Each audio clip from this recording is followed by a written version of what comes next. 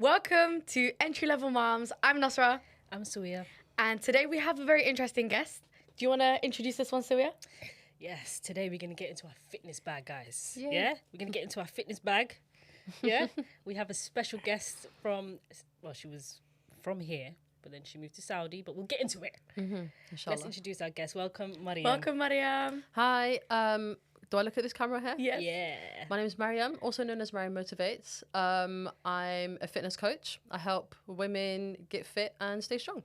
Amazing. I love that for you. Yeah. So, Mariam is only here for, a month? Yeah, I'm actually leaving next week. Oh, wow. Yeah, I know. So we managed to get around. Alhamdulillah. I'm really happy. It was meant to be be. here. Honestly, it's meant to be. And I need some tips on fitness and stuff because I'm like the laziest person ever. Have you seen me? But Mariam, how's it going? Like, can we take it back to like when you first became a mum? Yeah. Okay, so I have been in Saudi for just over 9 years, Wow. close to 10 now.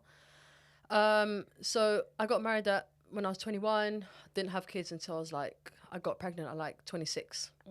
So by then I would have moved city twice. The first place that I moved to was a place called Ha'il. It's like very conservative, mountains, not much to do, no gyms, nothing. And then I moved to Riyadh. You guys probably know Riyadh. And I was there during COVID, the whole COVID time. Wow. And that's where I got pregnant and had my first child. When I got pregnant, I was like, I got this. This is going to be just fine. This is amazing. Everyone does it. It's fine. But obviously, I didn't realize what situation I was in. And I guess because I'm just a very confident person. So I was like, yeah, it's going to be fine. I'm going to give birth. I don't have family around. I'm going to be okay. I give birth, come back. I'm like, what the hell's this? This is hard. This is hard. I feel like it was a little bit harder because there was no sense of community at the time. You know, if you gave birth I think one of you guys gave birth during COVID, I think. Yeah. Both of us kind Actually, of. kind of, yeah. Yeah. You was like at the I was beginning. You guys at in the UK beginning. never had a COVID. You guys were outside living life. No. We were being fined. We were. Oh, is it? We were being fined. Yeah, we were not outside we living couldn't life. be with more than 6 people. Yes. It was proper bad. And you were not allowed to see your family. That was a luxury in Saudi Arabia, by the way. How was Really? it like in Saudi during In COVID? Saudi, you weren't, like, they had trackers on your phone. Goodness So, Yeah, we had that as well. yeah, so there's certain places, But like, they weren't that strict with that. The Nasra. NHS, what are you talking about? You were in contact with so and so. How did you know that? by the But, way, like, for us, kids after weren't that, even nothing allowed out. happened. Oh yeah, true. know, nothing There was no actually consequences happened. really. There was no No, consequence. for us, the app is, like, connected to everything, so, yeah. Oh my god. But I was pregnant during that time, which I think was quite a blessing, to be honest, kind of like chill time. Yeah. After I gave birth, it was like we were just coming out that COVID time, but still flights were still quite restricted. Yeah. And I just didn't know what I was doing. And that's when I came across you guys' podcast, actually. Oh. Yeah, wallah. I wouldn't say it was like, I wouldn't say there was like postpartum depression as such, but what I would say is that it was harder than what I thought it was. And me being a fitness coach and fitness being my, the thing that I like to do as a hobby and all of that, all of a sudden I'm not doing any of that anymore. Oh, you were already a fitness coach at that point? Oh, yeah. Okay. Yeah, When yeah. did you start your fitness journey? How old was I? I think I was about 17. I lost about 37 kilos. Between the age of 17 and like 19-ish, I lost about 37 kilos. Wow. And then I got married, and then I had like 10 more kilos to lose, and I just kept going. And then I had a baby, I gained 12 kilos. Wow. And then I lost the weight again, for sure. I was going for walks and stuff like that, but, we'll get into that. But yeah, I gave birth there in Saudi. It's a completely different experience than giving birth here, by the way. It's like night and day. If I could give birth again, I'd go back to Saudi Arabia, because the second one I had here. No way. Yeah. Oh my god, how is it over there? We know how it's like over here. Listen. So there, you're treated, I feel like, really nicely, carefully. They're not rushing you out the room. I remember, like, obviously after you give birth and stuff, like, you're quite gooey and all of that. You get someone to put you in a shower, wash you, help you wear your clothes. You don't even know where your baby is. Your baby's gone somewhere. Someone's looking after them somewhere over there. It was So nice. Really That's focus on the mum, basically. Like, yeah, I really like that. They don't even care about your husband. Your husband, they're like, we don't have food for him. We don't have anything for him. Well, nowhere to sleep, nothing. But wallah, it was really, really nice. But I feel like when I came home, I was kind of You know, I think deep down, I think because I waited to have kids, that kind of made it harder, not easier. Oh, really? Yeah, In what definitely. way? I got used to life, me and my husband. Yeah. It was a good 5 years, right? Before Yeah, you- it was nice. We traveled a lot. Oh, yeah. We done a lot, alhamdulillah. It was really nice. But then when the baby came into the routine, it was like, I don't know how to navigate all of this. I'm used to my life, you know? I get it. And I remember one day, I just sat in my living room and I was crying and I was like, why is it a big deal just to go to the gym now? Like, I couldn't understand why everything felt like a big deal now, Yeah. you know? And yeah, after that, I came to the UK for a few months and it was nice to be around family. You know, I feel like motherhood is so much more easier when you're around people. The days feel really long on your own. Yes. It feels really long. And then even a phone call at the time, like it's a 3 hour difference in time. So literally you feel like you're on your own. And then your husband's working and it's just you and the baby all day long, every day doing the Like same you're losing thing. your mind, isn't it? Yeah, I well, I can't felt like even I was losing my imagine. mind. I had my family there. I was with my mum, Yeah. and I still found it hard. So I Yeah. can't even imagine how it's like being in a different country, man. Like, Yeah. that Yeah, must yeah. be tough. It was hard, but alhamdulillah, I did come back. I spent a couple months here, which was nice. And I just feel like the day is just smoother and nicer and more positive when you're, you know, you get to have a conversation with another adult, you know? Little Things like that. Yes. Take the baby out for a walk, because obviously in Saudi it's too hot. So no one really goes out for walks. It's, you know, it's very hard. So you have to stay in. So coming like- here and putting your baby in a pram and going for a walk is excellent. Oh yeah. That's a luxury you guys don't even know you have. Yeah, we can actually go outside. You can actually go outside. In Saudi you can't really go Oh, outside. man. It's a bit hard. We've been complaining about the Serious, UK, I but can't even hack this small 30 degrees. I can't This hack it. this is a walk in the park. In Saudi, if the weather was like this, I'd be out every day. No, my parents are in this Saudi. is a walk in the park for you. This is a walk in the park. Oh my god. My Wallahi. parents are in Saudi and they're like, and the way we're "Hey, sweating. it's This is after Fajr in Saudi. This weather now. You're is after Fajr. This is a joking. good weather, especially where I live. Where I live is really hot. So after Riyadh, I moved to another place called Dammam. Do you know where Bahrain is? Yeah. It's just across the bridge. So we live literally across the bridge. So we can go there on weekends and stuff. It's quite nice. Oh my gosh, that's Yeah, but so cool. where we live now is hot. Oh my god. Yeah, so there's no, like, I'm going back next week and I'm thinking, like, I've got 2 little kids now. They can't go outside, they can't play in the garden, can't do any of that. So yeah, it's a bit That's hard. kind of like for me, I would love to live in a hot country, but it's just things like that where It's it's, got its like, cons. if it's too hot to go outside, then what's the point? Yeah. Like, what's the point of being inside? Do you know what I Yeah, mean? yeah, I think that kind of bothers me a little You bit. literally go from home, car to another indoor place. Yeah. This is why, like, every time my sister says, like, come to Dubai, I'm like, because my sister used to live there. I'm like, see you in the wintertime. Yeah. I'm not coming Yeah. between June and September. Yeah, You even will not see me October is there. a stretch, wallah. Even October, I will go because I wallah. went last November. The weather was just Good time. perfect. Nice Like time. this or milder than It was this? even milder than this. A bit milder, you get a bit of Okay. breeze You maybe. get more breeze. Yeah, it was really nice. But Yeah. honestly, heat, I cannot stand heat, man. Yeah. I love it. But at the same time, there needs Yeah. to be some sort of wind. Do you know what? In Qatar, they've actually got aircon outside now. How? Like some plazas that are outside, they've got aircon outside. That's Saudi so needs to sick. really, honestly, they need to look at that and start giving us a bit of that because we're struggling. That's But so cool. yeah, I came here, I stayed here a few months, which was nice, and I went back to Saudi, and I kind of, subhanallah, I feel like coming here gave me maybe some energy, I would say, because when I went back to Saudi, I started working again. I had my clients back again. I started working out again. I felt great. It was nice, subhanAllah. I lost all the weight that I gained over pregnancy. I felt like more like myself. And I feel like this is actually when my online presence and my business started booming at this point. Okay. SubhanAllah. Like, it wasn't until after I had a child. But I guess that's probably because I started to relate to a lot more women. And women could relate to me a little bit more. Yeah. That's what I think.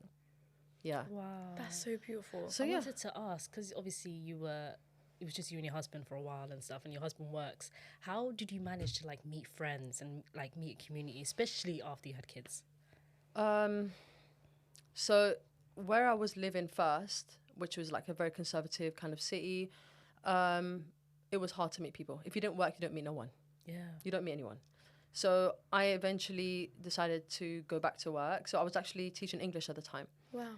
So most people that are from the UK or America, that's the job that they do. They will Yeah. teach English as a foreign language. So I was teaching in a university there, which was nice, and that's where I met a lot of my friends. And also, honestly, the world is very small. I had friends from Riyadh that were from the UK, from London. Yeah. So you kind of meet them, they introduce you to other people. By the time I moved to Riyadh, I already had a good circle of friends. But to be honest, the expat communities there in Saudi Arabia, not in other places, but in Saudi, is very tight. It's very easy to meet people. You go to the masjid on a Friday, you're likely to meet many expats. And there you are, you're in with lot their... of people going there now. Yeah, it's nice. It's nice. I wouldn't say every Gulf country is like that, but Saudi is known for that. You know, people are quite close there. And yeah, so I wouldn't say you're lacking in friendships or anything like that or social circles. You definitely would have that. But it would still get lonely without your family. There's nothing like family. Do you know what I mean? But are most of them single with no kids, or do a lot of them No, also both have actually. children? Both. I've got friends Yeah. that are single and I've got friends that are married with kids. Okay, wow. Yeah. A lot of single women would go out there to kind of work, make a bit of money Yeah. and come back. And they do. And you know what? They stay a long time. They love it because they also figure out their social circles and your friends there become like your family. It's so funny how there's so much like propaganda about the Gulf countries and like the Middle East. People are loving it there. And then all of the Caucasian women that are from here go Yeah. there and they're like, I'm staying here for 5 years. love And then they're like, oh yeah, I lived in Saudi Arabia for 5 years. And I'm like, what? It's a very chill lifestyle. They It's do, they really, love it. really chill. But I think what I found really hard, and most people would agree, is going from London to Saudi is hard. Okay. Going from like, obviously, like maybe a place like Wales or Manchester where things are a little bit more slow pace. Yeah. Going to Saudi where it's very chill might be okay for them, but going from London, central London, busy lifestyle Yeah. to Saudi was a big slap in the face for me. That's was how I felt when I hard. moved to Birmingham. Yeah, Honestly, it yeah. was a slap in the face. Yeah, No, it's for real. hard. You can get depressed. That's exactly what happened to me. Yeah, wallah. Imagine you go out, you see the same people, the same stuff. There's not much to do. There's like the same location the whole world goes to. Like, You know, this is going to sound mad, yeah, but something as insignificant as the noise outside. it makes a difference. Like, you know, when you're sleeping and you're like, oh, wee, and you're like, Yeah. oh, ambulance. There's Is that- life. you- There's life sometimes you're outside. like, is that ambulance or is that, like, I play a game, Yeah, I'm like, is it right. ambulance or is it a fire brigade? Yeah, well, or is it police? Yeah. It's You a know? construction sometimes. Yeah, You can or hear the the construction. When I was in But Saudi, yeah, nothing is when so I was in weird. Saudi, you hear crickets. No. Crickets. I'm like, what the hell is going on? What the hell's going on? It was hard, but now that I've adapted, when I come here, I'm like, this is a lot. Now it's my too much. This is not now. It's too much. Like Oh I my need to go God. home. Yeah, Yeah, but as someone who grew up in London. yeah. I know. But she was there 9 years. Yeah, ago. but Yeah. 9 years in is a compared to long how time. long were you in London? I know. But you know what? When I come here at the beginning, I find it hard, and then I start getting excited. I'm like, this is good. What? You guys go out every day. There's noise outside. It's great. my God. And people are just coming in and out the house. Like my house is quiet. My kids are not used to a lot of people. Yeah. Yeah, so yeah, but I think being a mum there, one thing that I do appreciate about it is that you're kind of, in a good way and a bad way, you're kind of in your bubble, in your routine. Things Yeah. are done how you want them to be with no external influence. Okay. That's one thing I would say is a big pro about it. Yeah, And the of biggest course. con is obviously your kids don't really get to be around your family and know that they have cousins and stuff like that. So yeah, I've got family members that live in Abu Dhabi, so we try to go there as much as we can. It's only a 7-hour drive, so we try to make the most of it. Yeah, 7 hours is not a lot. Mecca's 12 hours. Okay, so yeah, from where we live, yeah. Can't you get a train?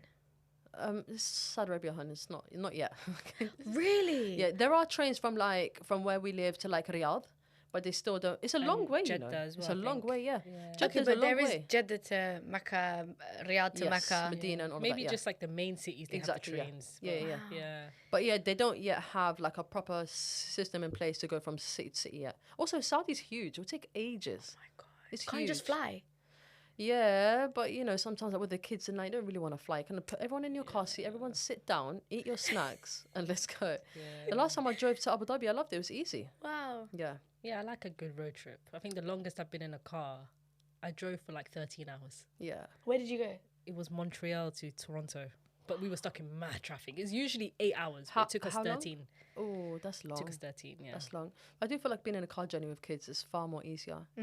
Definitely far more easier. Yeah, you I have, like you road have trips as control as well. well. Yeah. I do like road trips as well. Like we went from here to Amsterdam, Yeah. and we've been from here to like through France. It's probably and- nice to see as well. Yeah, no, it's actually nice. But like, I don't know, man. I'd rather just fly. It's more convenient, I feel like. Yeah, I get you. But you know me with my baggage, with my double Yeah. pram, with my stuff. Oh, Yeah. So how old are your kids?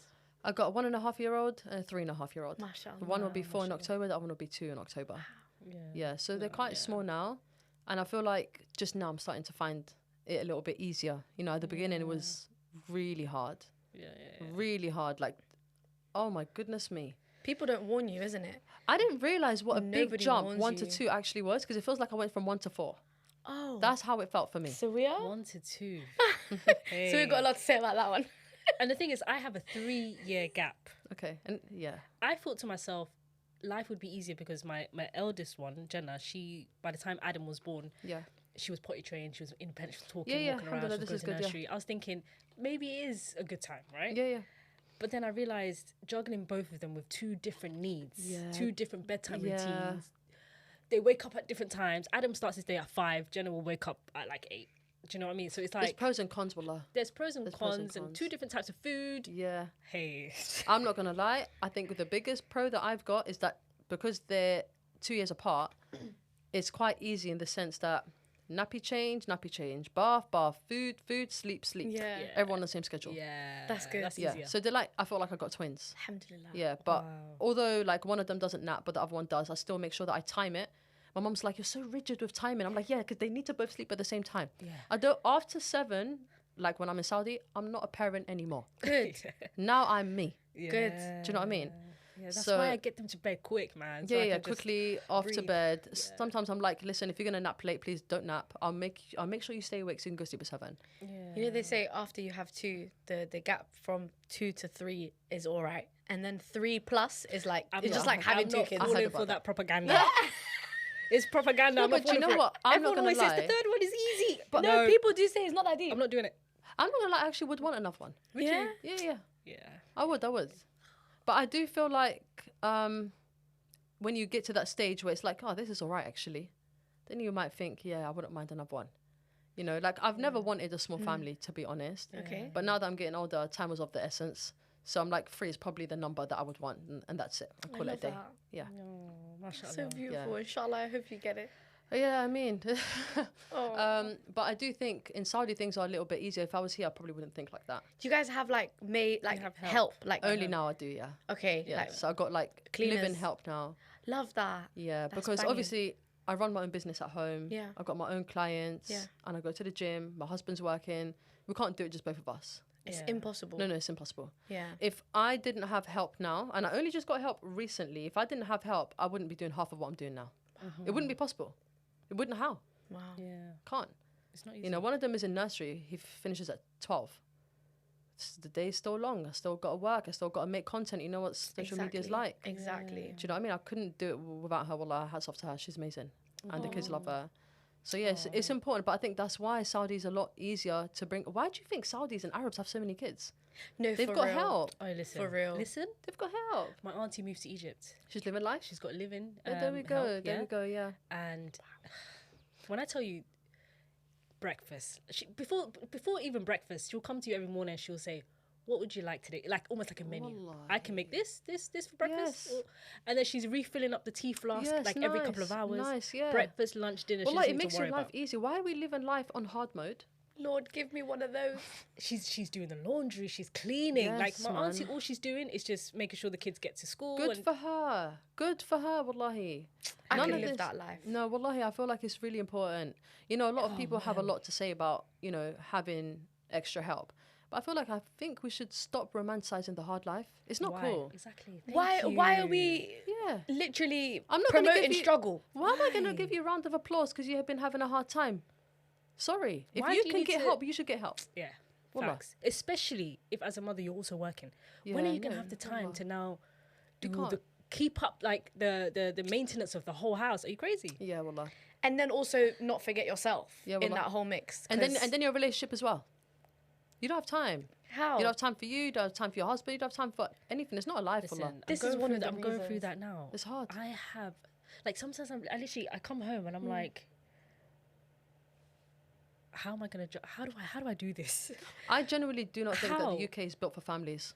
It's not. It's not for family. No, UK It's for is work. not. It's for making money. I'm telling you. I don't think it's a family place. I'm telling you, It's hard. I don't think the UK is for me, you know. The only reason why I'm still here is because my friends and my family are here. I just want everyone to move with me. Can we all just pick a country and just migrate And take one ELM. time? Take ELM somewhere else. You're coming with me. What the hell? Let's take this whole podcast. with you, No, wallah. for real, Jamie. Yeah. Can we just take the?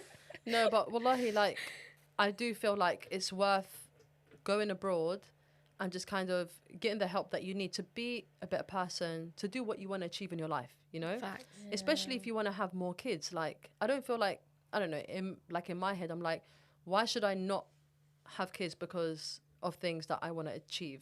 Why can't I do both? Yeah. You can, Do you know what I mean? Yeah. Because you can. If you've got the right support, then you can. But if you don't, then obviously, then you just can't.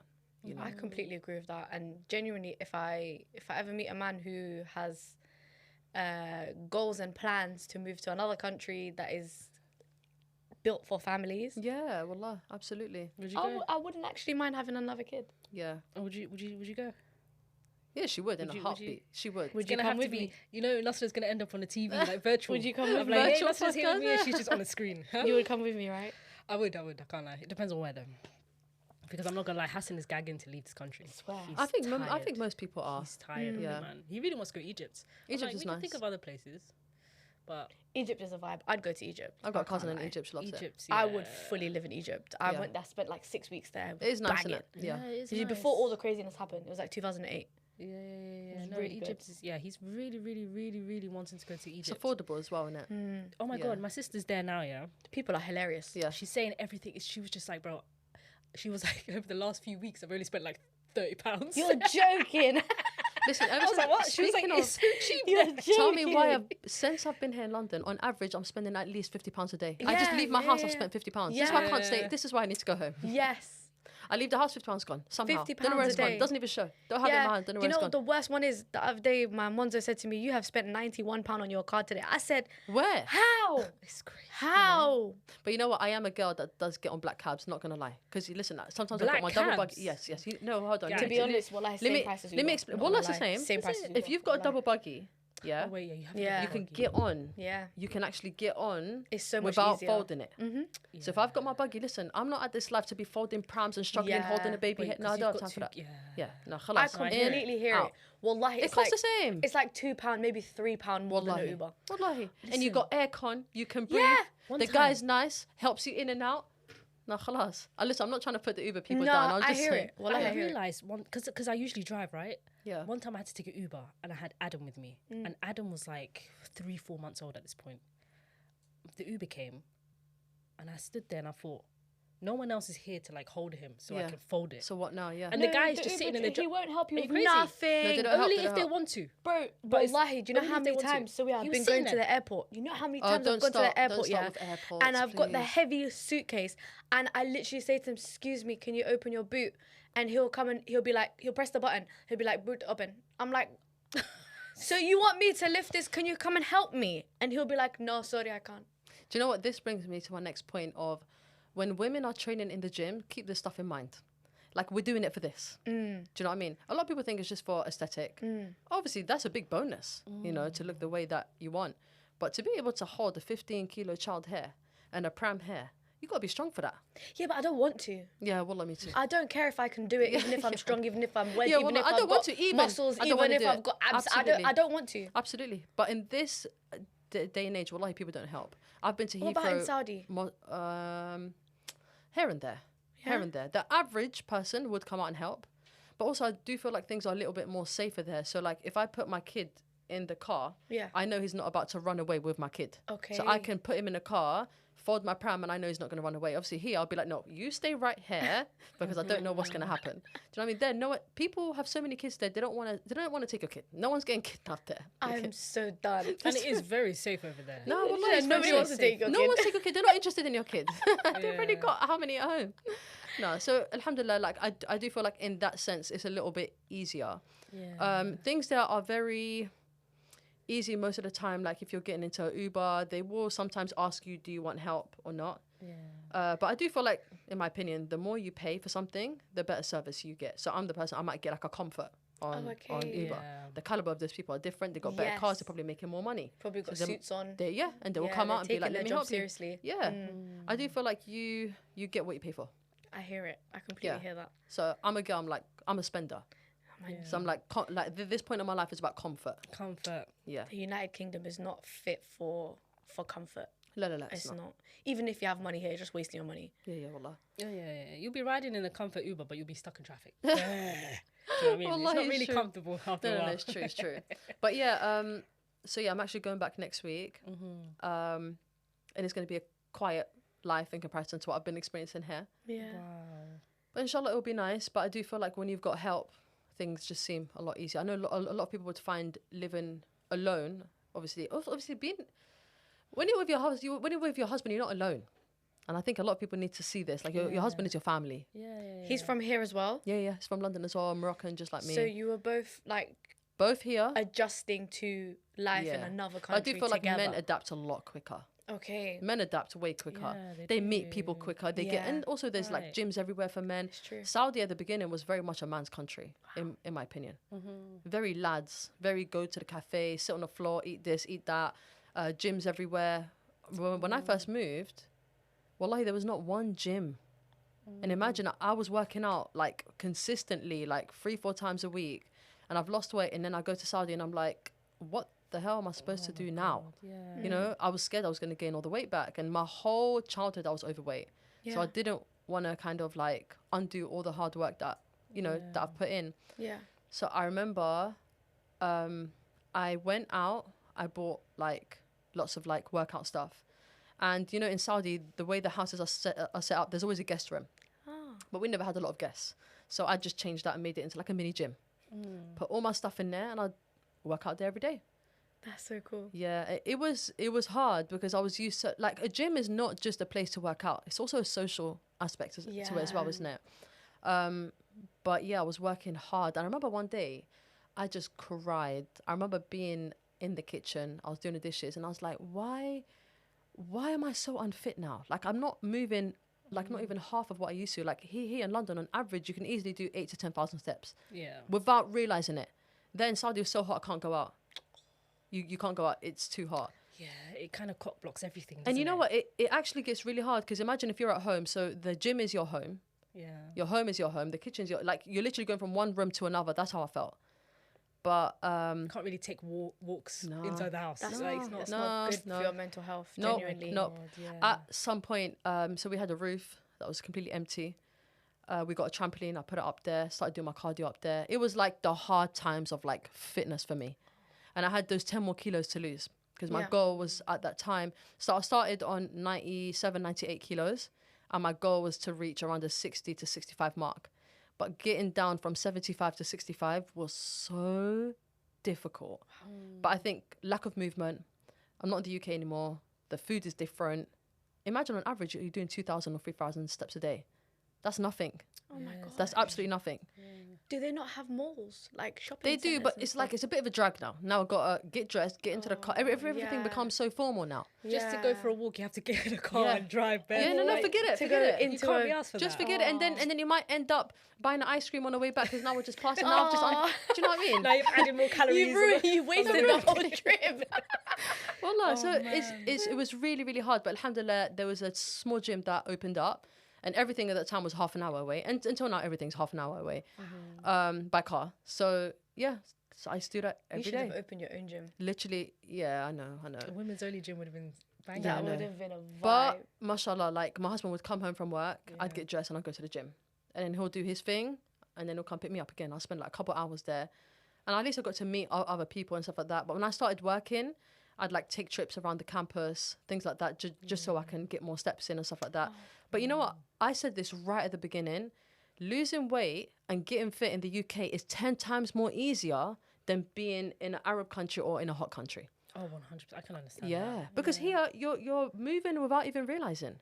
Yeah, the You commute. don't even notice. The commute. How many steps taken have I gone up and down today? This appointment, that appointment, I've, khalas, 8,000 steps is done now. That's mad. Do you know what I mean? And now, like, mashallah, in the UK, there's so many opportunities for gyms and classes. There's so much. Yeah. There's no excuse here. There's no excuse here. Sorry. I have no excuse to be fat. No. Wallahi, there is no excuse here. You guys got access to everything now. Exactly what you mean. I can even go outside and take a walk. Come on. Wallahi. It's not that hot. And But by the hey, way- listen, one thing about me, I don't know if it's because I listen to a lot of like crime-related, true crime podcasts and stuff, and like documentaries, but like... No one's going to kidnap you on your walk. I get scared of going like because all I want to do is go to like parks and stuff. What time are you going? All I want to do is In the daytime? I don't want to do it around these kids, man. Yeah, I get you want to And I wait until work. they're gone, yeah. More time after work, I'm thinking, sometimes I'm like, I want to go for a walk. I look outside, it's almost maghrib. I'm like, nah, I'm gonna get killed. I'm not going outside. No, I get you. I get paro in To London. be fair, like, they women all of actually the true get killed crime out here. stuff. They do start usually in a park, It's always in a park. She's always running. or she's or gone walking. for a run.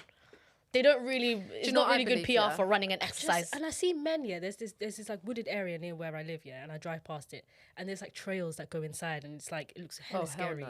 And I just see men just walking in That's the there, perfect setup for cycling. horror. They don't understand how privileged they are. They don't care about, they don't think wallah, about safety. true. They're just walking, strolling, having a good time. And I'm like, I would never, even during the day, I would never go in there. No, absolutely. Do you know know what I what? mean? But I think that is what drives me to do what I do. Because with me, I want a woman to feel like she doesn't have to bend over backwards to get fit and lose fat. It shouldn't have to be like that. Like, I tell my clients, get yourself a treadmill at home. One of the affordable ones, put them under the sofa. Yeah. And every time you get a moment, do a 15-minute walk. How many times are we sat down just watching TV? Well, you can walk and watch TV. You don't have to eat and watch TV. You can actually walk and watch TV. You can.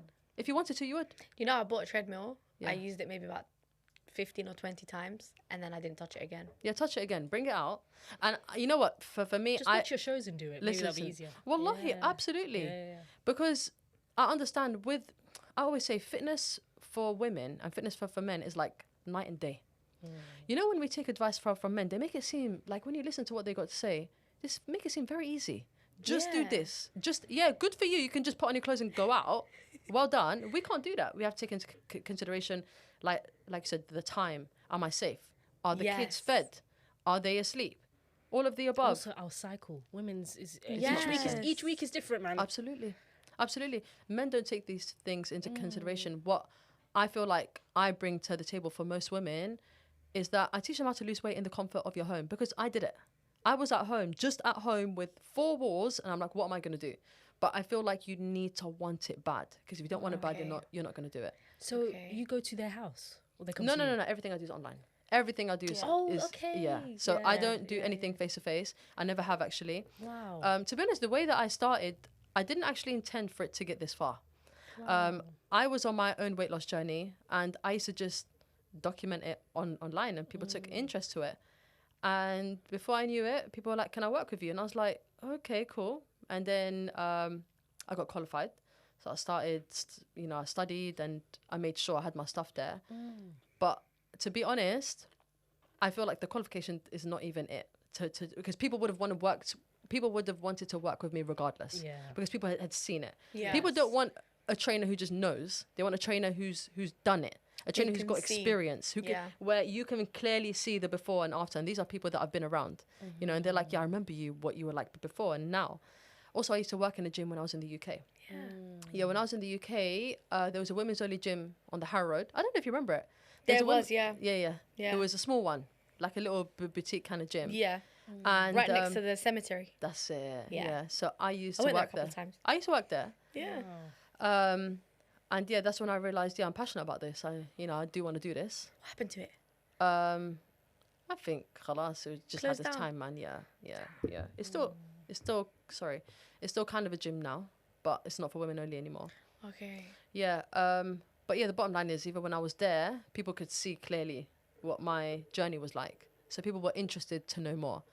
So I thought, I better take this up. And by the way, that's not what I'd done my degree in. I never studied in this area at all. I never knew I would ever be here. Wow. My degree was in translation, Arabic and English. I never thought that I would never want to use that.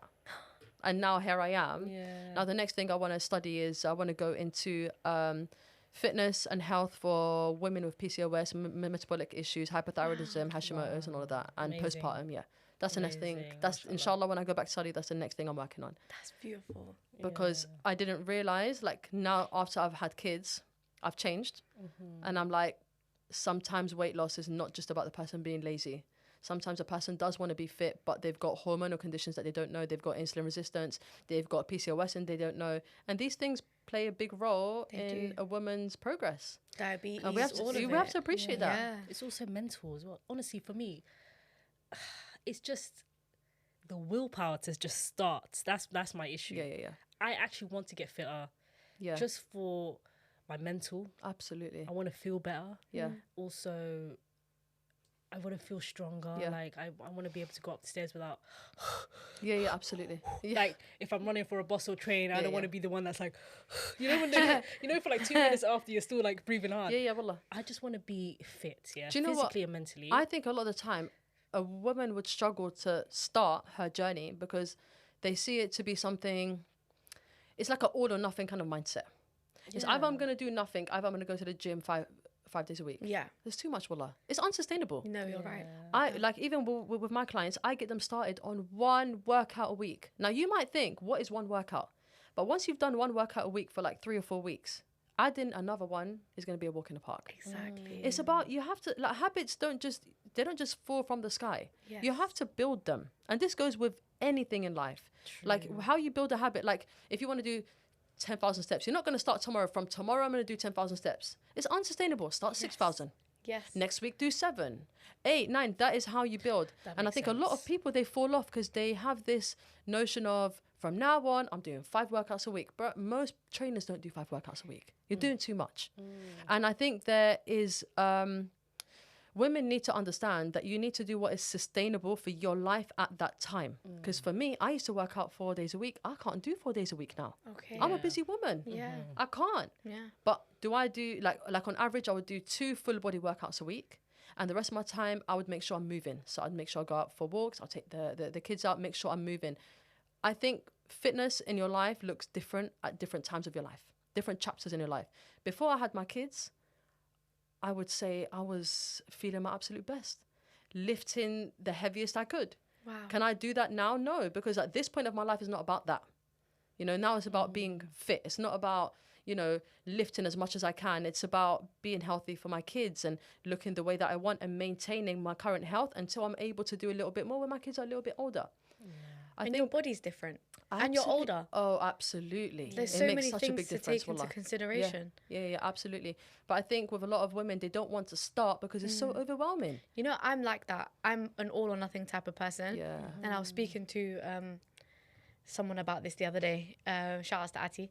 I was speaking to a therapist about this the other day, and we realized that I'm actually somebody who's never really in the middle. I'm either I'm on one end of the extremes, you right? Can't be like that. And I realized this about myself, right? Yeah. So what I did was I started changing my food. Because what used to happen to me before was that like I'd be like, I'm gonna do keto. Oh, see, this is for extreme. example, right? Yeah, I would consider that and to be then extreme. I would do keto for like 4 months, and then I would never do it ever again. So I'm like in that 4 months. I'm in like 100% committed for that 4 months. Yeah. There'll be one day where I'll eat something sweet, and I'll be like, "Well, you've just ruined ketosis then." So I might as well. Yeah, that's it. I'm done now. I don't look back. I might as well ruin it for the rest of my life. Exactly. So that's what used to happen to me. I'd Yeah. be very consistent, and then I would not be consistent at all. I think people underestimate small tweaks, like you said, just changing your food a little bit. Or like instead of having a midnight snack and you've had chocolates and crisp, maybe have some fruit and yogurt. Yeah. Making small changes every day would eventually become a very big habit that is just a part of your life now. And when it's like conscious, like when you're doing it consciously, like you're not just eating the yogurt and the berries at night because that's all you have. Yeah, you're making you've got everything, but you've chosen to eat the yogurt. Yeah. It's such a big difference. Yeah. Well, it's actually such a big difference. It's about having a level of control as well. Like with my clients, at times they're like, Mariam, I really want a chocolate. By the way, the way that I work is very flexible. I do not believe in cutting foods out. Yeah. I don't, because I think it's unsustainable. You don't get to be social with your friends and family. My thing is calorie counting. I think if you count your calories and you're in a calorie deficit, if you don't have any hormonal problems, PCOS, hypothyroidism, you can lose fat. As long as you're calorie counting, but foods that you enjoy. So a lot of people, when they start with me, they're like, okay, right, what do I need to do? I'm like, eat what you usually eat and just count it. Just and enjoy it. Well. Yeah, portion control. Yeah. Why do people going on to the next topic of like people think they can't have their cultural foods? I've worked with Somalis, Asians, Moroccans, everything. And when they have this thing of we need to eat broccoli, chicken and rice for the rest of our lives. Unseasoned chicken. What the hell's that about? Look, one thing about me, my food has to taste good. I'm so It sorry. has to. Even if it's healthy, at least season it right. For You real. don't have to have a raw broccoli. Yeah, Why you absolutely. gonna make yourself sunflower? Unseasoned chicken, like the one that's Goodness. literally like it's like pink. Yeah. But like for example, let's take a burger, for example. A lot of people would look at a burger and be like, this is unhealthy food. But when Yeah. you look at it, The bread is a carbohydrate. Yeah. You've got the protein on the inside. And then you've probably got cheese, which is fat. And then you've got some greens in there. What's so bad about a burger? Nothing's bad about a burger, to be fair. I mean, unless it's the one that's like this big. Yeah, but wallahi, there's like, on average, that's about 550 calories. Not one from outside. I'm saying if you made it yourself. Yeah.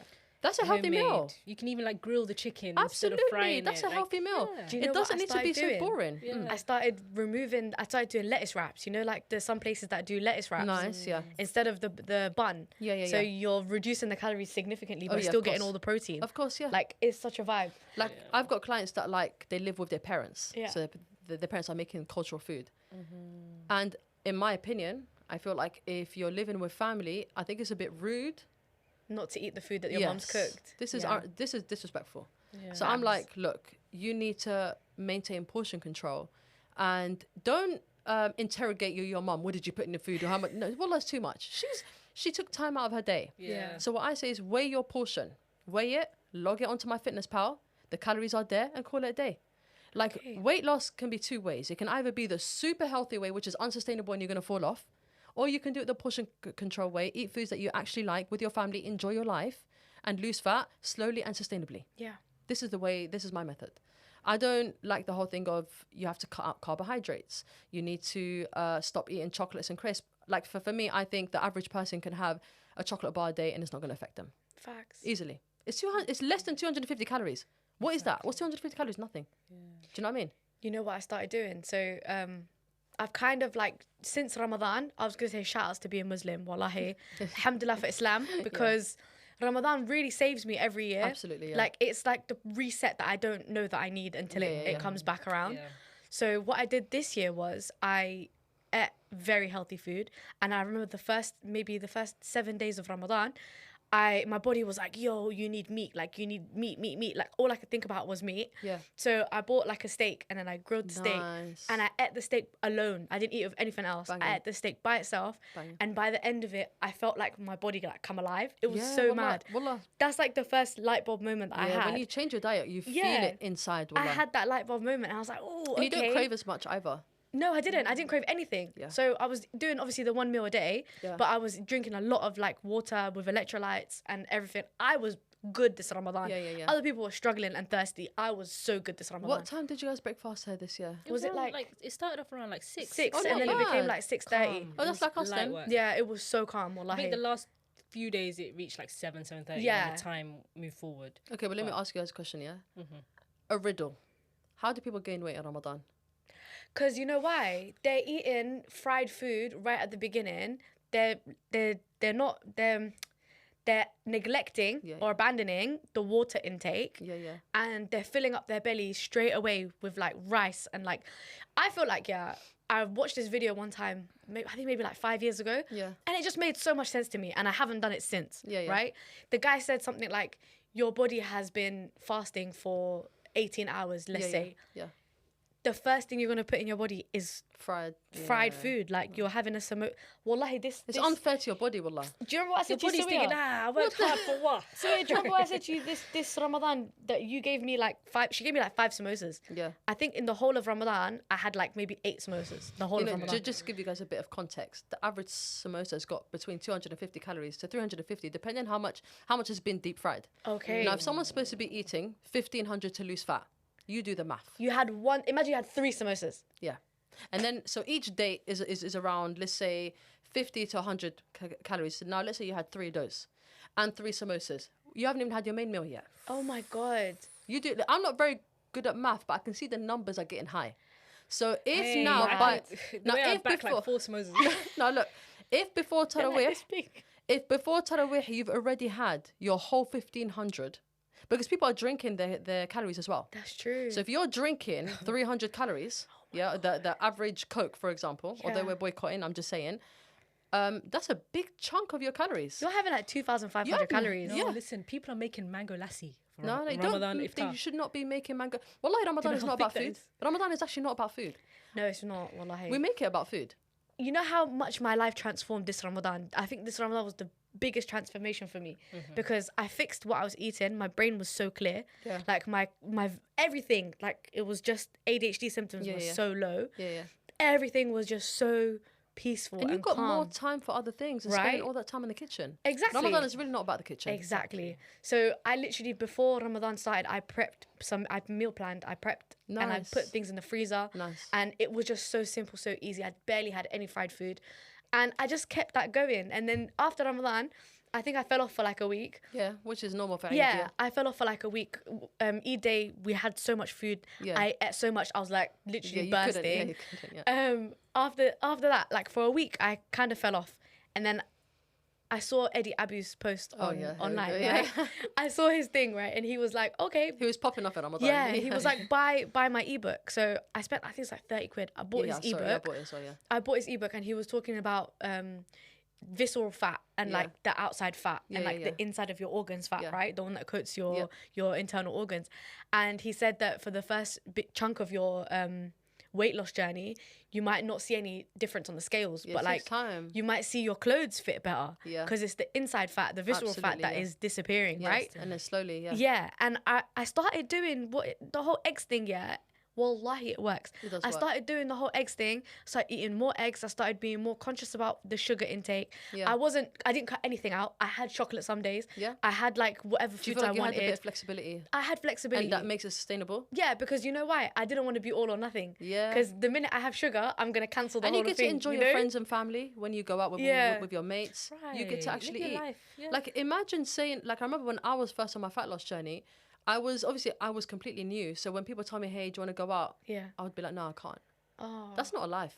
And I know people like that. They're like, no, I can't come out. Can I meet you after food? This is not a life. You should be able to go and control yourself. Yes. You know, for example, what I like to tell my clients is, if you can choose, try to choose a better option.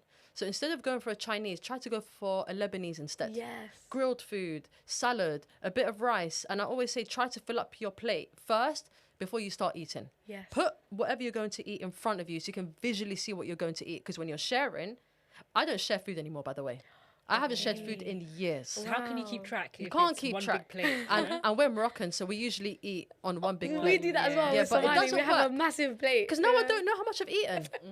And you know what? Going back to like cultural foods, like a tagine, for example. Love tagine. Moroccan food, it's like chicken, and let's say you've got like the gravy and stuff. Yeah. But all of this is like good food.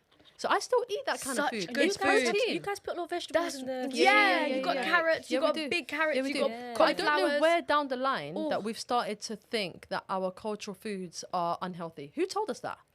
Who the hell told us that? You know what though? I think we've confused our cultural food for the word cultural food, because people assume that cultural food is like American? biryanis Oh, or yeah, like yeah, things with like a lot of oil, Yeah, like yeah. things that are really oily. Yeah. But like specific like Mediterranean food, Yeah. Middle Eastern food is Yeah, all yeah. very, very But I healthy do food. think you can make some tweaks. Like I've got a lot of Indian, Pakistani, Bengali clients, and they're like, okay, so what can I eat instead of curry? I'm like, what is curry? The rice is a carbohydrate. It's actually a low calorie carb. Yeah. And you got chicken or meat, that's your protein.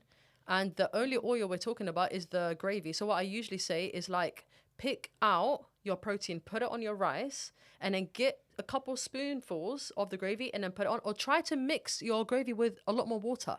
This will kind of dilute all of the oil. And then you've saved so many calories. Oh my gosh. You can still eat that stuff. See, It's like, nobody- some salad on nobody there. tells people these things. it's important, bro. wallah. Wallah, it's important. It's like, I'm going to become fit, so now I'm going to leave my culture behind. And imagine if you have kids, you want to teach them this food. I got clients, when they first started with me, they're like, I had to make food for my family and make food for myself. Oh my gosh. This is not sustainable. It's not sustainable. Of course, you're not going to get to where you want to be. How long can you keep that up? And it's expensive. Do you know what I mean? So I'm always like, eat foods that you usually like to eat. Portion control it. Yeah. Now, of course, there are healthier options that you can make. But if your life right now doesn't allow, you need to work with what you can do rather than what you can't. I always tell my clients, focus on what you can do. It doesn't have to be all or nothing. Oh, I can't afford more groceries to make my own food. Fine, don't. Eat the foods that you like. Eat with your husband. You know, it's not nice to kind of, you know, have your own food. He's got his own Yeah. food. The kids have their own food. This is not a life. Also, that's a lot of time in the kitchen, man. Wallahi, it's a lot of time in the kitchen. Oh my god. It's not a life. My brother, he lost a lot of weight, right? mashallah. When he went to uni. I think that's when he kind of like woke up. Yeah. And he said all he did was just do little tweaks. So before each meal, he would back a cup of water. Yeah, yeah. Like he would just drink maybe 1 or 2 cups It of makes water. you feel a bit full as well. It will fill him up a little bit, and then he'll have like eggs and like 1 slice of toast, and he'll be tracking everything as well. But then he said it was little things like when he's like making like eggs or something, instead of using like oil, he would use like spray. Like minimize the Yeah. oil. Small So tweaks. he was like, I was still eating chicken wraps, burgers, everything, Wow. but everything was homemade. So he was like, when everything is homemade, Yeah. it's much healthier. You know Much what? I healthier than you actually think. tell all of my clients, I say it all the time. 1 meal from outside is enough to set you back a week. Hey, It's that's so true. wallah, it's enough. That's so It's enough so because mad. the average meal when you go out, you know how like when you go to a restaurant, it's got like the menu and then it's got the calories. Yeah. The calories are known to be 80% wrong, inaccurate.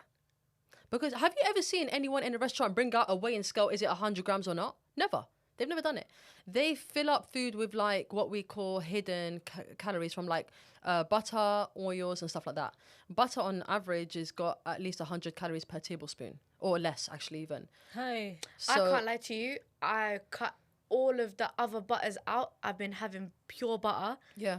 and I feel much better since I've You been would, doing that. you would definitely feel better. But I do like to usually say is like only because someone is consuming healthier options, Yeah. it doesn't necessarily mean you're in a calorie deficit. Because ghee Okay. and natural butter is still a butter. And You're it's right. still 100 calories per tablespoon. Yes. So like olive oil is great for you. Still 100 calories per tablespoon.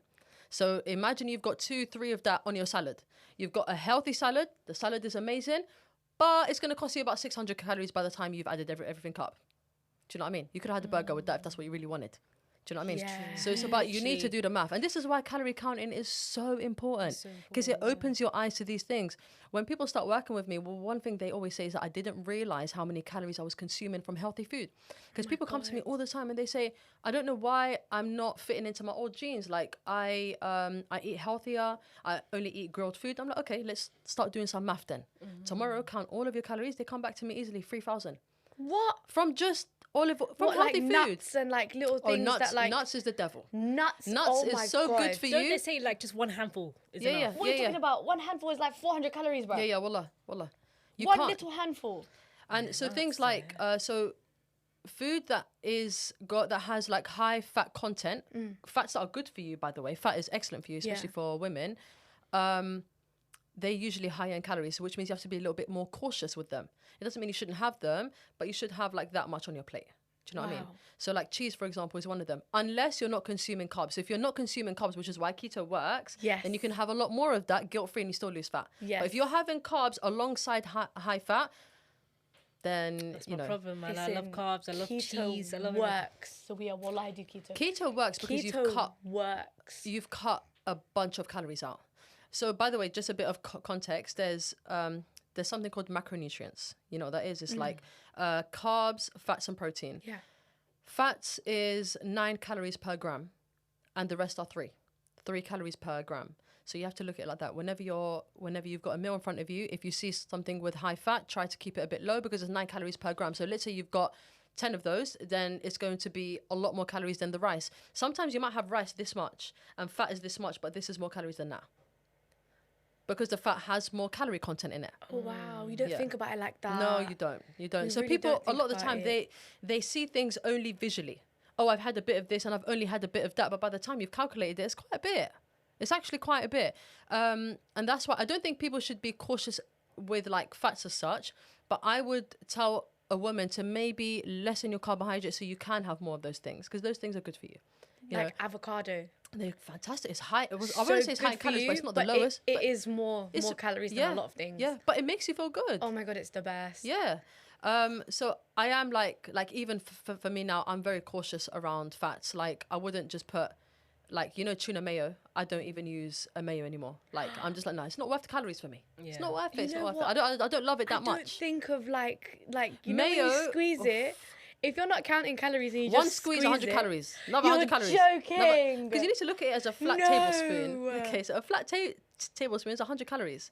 So now imagine how much of that and by the way, I'm not saying these foods are bad. I'm just saying they're high in calories. Yeah. No, but They're good for you, but high I'd calories. literally be like Yeah, spraying it. Yeah. By the time you're done, it's 400 What done. about 400 the calories. low fat mayo? I mean, you can get the light ones. Yeah, The low fat. I think, I think they are good, but I don't think they are healthy.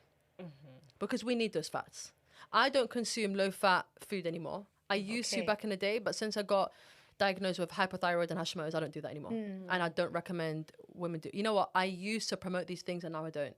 I used to promote things like low-fat yogurts, low-fat mayo, this, that. But the more you learn, you realize actually women need those things.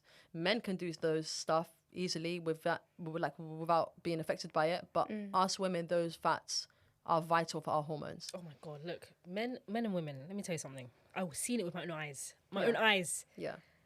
My husband, when he wants to work out and he works out for a week, tell me why he's losing 5 kg. Yeah, Just yeah, like easily. that. In a week. Yeah. I swear to God, Wallahi, in a they week. can. Men lose weight so easily. Me, I will be fighting for my life for 2 months to lose 5 kg. Yeah. Wallahi, it's true. But I think He would just go hard one time in the gym and he'll be like, And it's just I lost falling off. 5 kg this week. And it's it's just like a slap Wow. in the face for us, isn't it? Yeah, but to be honest, their hormones are not as complicated as ours. it's not fair. We've got a lot of things to consider. Yeah. A lot of women, I read the other day that there's 40% of women, which is a lot of women, either have PCOS or hypothyroidism. Wow. Both are metabolic problems. Like, that's mad. I think for me, when I got diagnosed with Hashimoto's and hypothyroid, it actually opened my eyes to so much. Does hypothyroidism make you gain weight easier? Yeah, it's the lazy Or one. Yeah, it's the lazy Is it thyroid. the one that makes it struggle to Yeah. lose the weight? I knew there was something up. Okay. I got diagnosed after I had my second child. Before that, I could lose weight like this. I used to gain it to show people how to lose it. That's where I was. You said, watch this. Wallahi, online, I used to gain weight and then The whole tub of ice cream for 2 days. Let's go. wallahi, I used to document it the- and I used to show people, okay, watch, this is this weight now. By next week, I'm gonna be this weight, and I'll show them how to do it. That's how I built my Instagram account. Yeah, wallah. That's crazy. Someone must have given me a dirty ayn because that don't work no more. It don't work anymore. Hey, say mashallah, people. What the hell? But now, after I had my second child, I knew there was something up. I never really had... I had a weight problem as such when I was young, but also my food habits were all over the place. I never had a very good lifestyle, so I don't know whether it was that or not. But after I had my second child, I knew something was not right. The math was not mathing. Because I was counting my calories, I was working out, I was walking, doing 12,000... I was killing myself.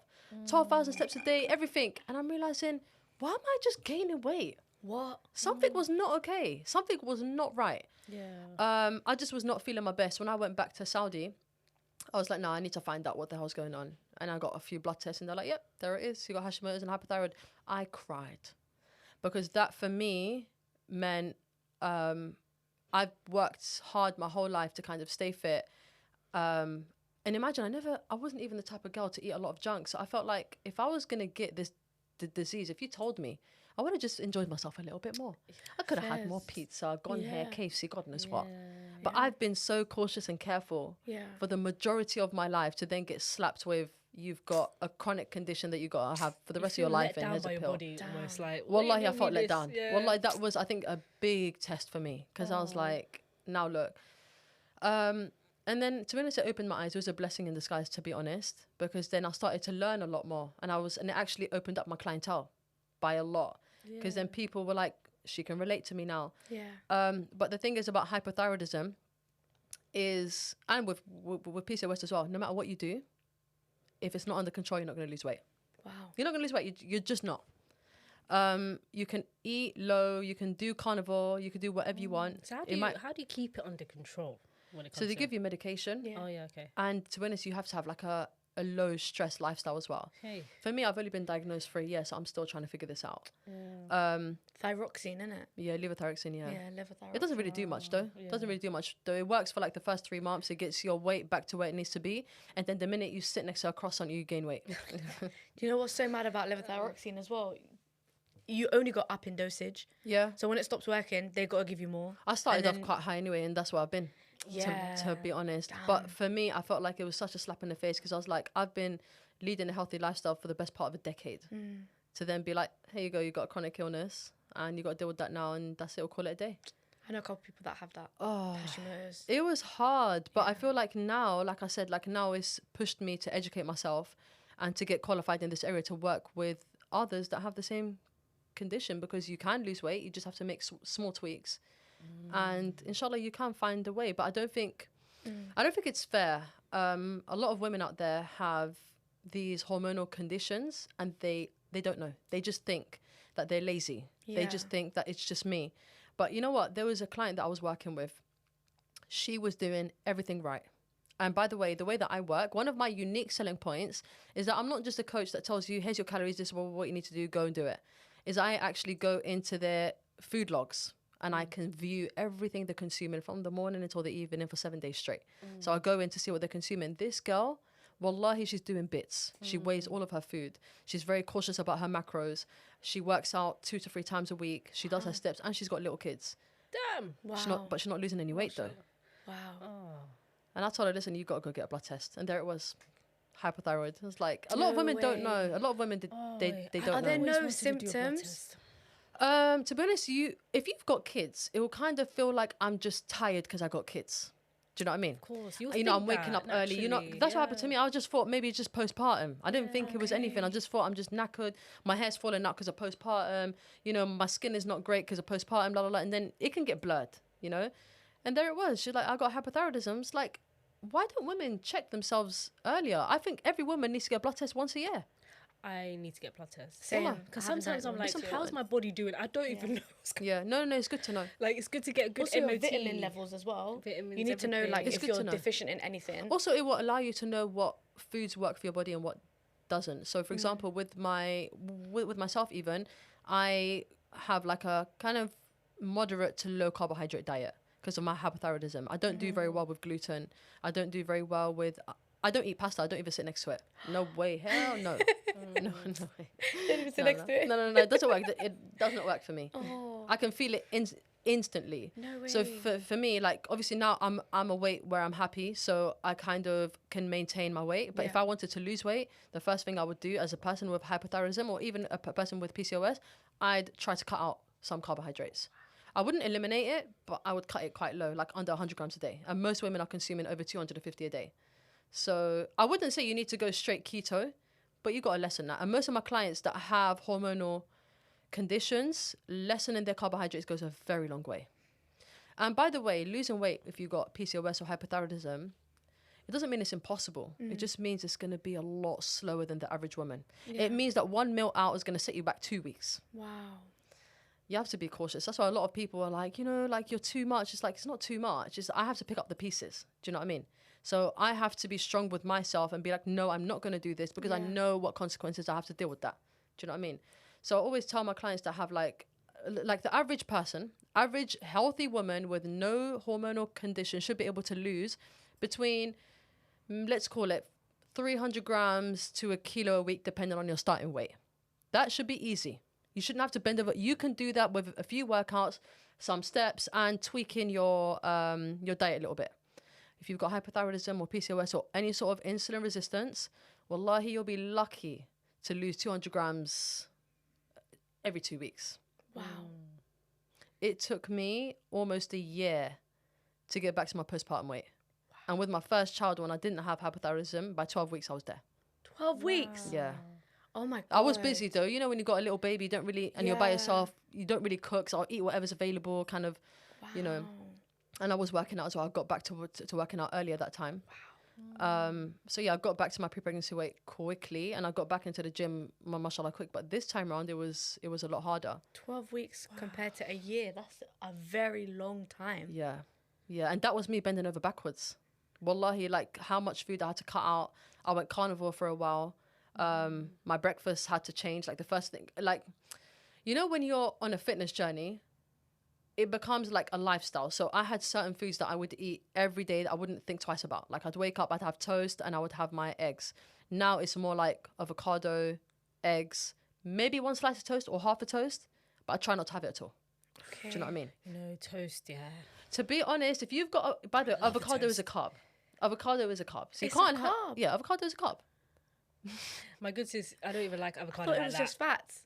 I'm No, it's like, carbohydrates as well. Butter. I I'm can't not gonna lie. I could eat like 5 avocados in one day. Like I love them. It's good for you, wallah. I love them. It's good for you. But I try to limit to just one avocado. or half. Whoopsie. Oh yeah, half's Half good. of an Half's avocado good, yeah. or one full one in the whole day, and that's it. Yeah. Wallahi, making these small tweaks goes a long way if you don't have these issues.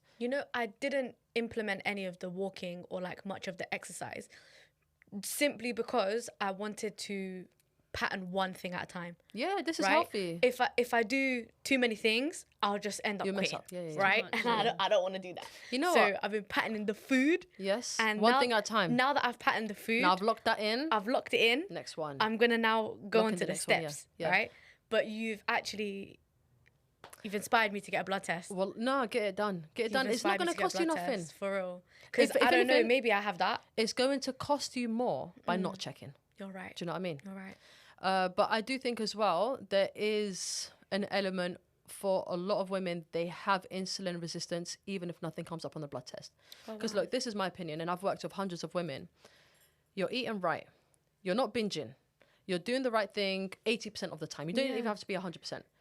And you're still not losing weight, but the blood tests are coming up. Oh, okay, there's still something wrong. Because I've gained weight. There's something wrong. Is that not mad? That's a red If flag. you're doing I all the thought, right no, things, the thing is, I'm that's eating crazy. really like well, wallahi, alhamdulillah. Like, Yeah. I can't tell you the last time I ate processed food. Yeah. Like, I've been eating either real Somali food, like Yeah. restaurant quality Somali food, Yeah. or I've been eating like eggs mostly and like avocados and Yeah. salads and stuff like that. Yep. Don't get me wrong, my clothes fit better. Good. I visibly look scale's not- slimmer, But but the scales have gone up. Yeah, I get you. And in my head, I'm like, it would make sense if I was actually banging out exercise, because then I could say, oh, I've gained muscle, and then By the way, muscle's heavier than fat, Just a right? little side note, if you weigh yourself close to when your cycle's going to start again, then the scale's heavier, naturally. So like Okay. just Take before so your many period. L's as women. Just, man. yeah, Oh my God, that's a big L. no, my but it God. doesn't mean that you gained fat. Is your body just holds on to more water weight. Okay, water retention. Yeah, so I have Okay. clients, they're like, oh, Mariam, I don't know what the hell's going on. I've had a fantastic, and I can see they've had a fantastic week. I'm like, are you during your period? They're like, yeah. I'm like, well, there we go. And then it comes off, and it comes off in like a week or two. Hey, So that to be a man. This is sometimes I'm like, yo, being a man is so easy. yeah, wallah. So easy. But I do think as women, we need to work harder. And like, this is going to be a bit controversial. Yeah. A lot of people don't like to actually hear this. A lot of women don't put in any effort. Oh, yeah. They don't. They put in effort into their husbands, effort into their kids, into their house. And when that's done, they sit down and they do nothing Yeah. for themselves. They give the whole day. And I'm like, your kids are going to grow up and they're not going to be here anymore. You're not, what of you do you have left? Facts. Do you know what I mean? What sort of old woman do you want to be anyway? One that is not going to be mobile. You need help just to stand up. Like at some point we are going to get there, but you can help kind of delay that a little bit more if you just started exercising, you know? And also I think this is one, like a conversation that people don't really like to have. But a lot of women, they get fit before they get married, and then they get married, and it's all done. Even the It's husband. finished. People are like, oh yeah, you gain weight now that you're married. It happens all the time. They both But gain now, weight like, together. you've had kids, and you know what? It's like you've let yourself go, and he's let himself go. The attraction is not there anymore, and attraction is a big thing, you know? It's a big thing, and it's a topic that people don't like to talk about, but I think in the Muslim community it needs to be talked about a little bit Yeah. more. Because tell me why, when women get divorced, they go back to the gym. Exactly. Make it make sense. No, it's true. Where It's were true. you when you were Revenge married? bod. They say glow up, innit? Glow up. Where were you when you were married?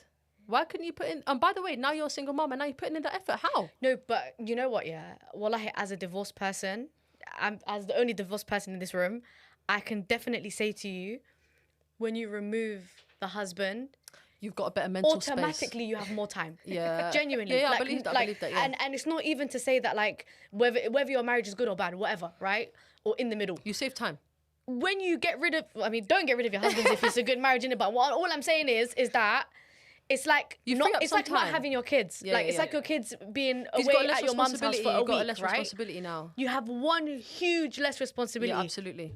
So where you would be making effort and time for him and cooking for him and doing this for him, Absolutely, yeah. and doing laundry for him and time doing for yourself now you're like, what am I gonna do?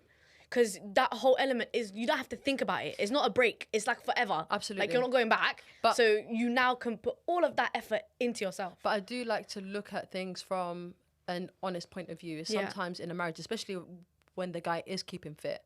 Yeah. And the woman, by the way, understandably, she's had kids. Yeah. Postpartum depression, all of the above. But let's say now your kids are in school or they're in nursery. Don't tell me now you don't have time again. Okay? But what I'm trying to say is a man and a woman would appreciate if their other half looked the part. Do you know what I mean? Why do we have to wait to get divorced to look the part? Facts. Do you know what I mean? And sometimes you could save your marriage a little bit more if both of you were like in a healthier space. Do you know what I mean? Yeah. Both mentally and physically. And you'll be surprised, like when you work on yourself on the physical aspect, it comes out mentally as well. Do you know what I mean? Yeah. Like Just the mentally, mental. you would actually be in a better space, because when you work out, you actually have these happy hormones. You feel better. You feel more positive. So when I moved to Saudi, the place that I was at is a very conservative place. Nobody walks around with no abaya or hijab or niqab, nothing. Very, very rare would you see. And if you did, maybe a Filipino. Do you know what I mean? Okay. But most people know. Most people, everyone wore niqab. So I wore it when I went there.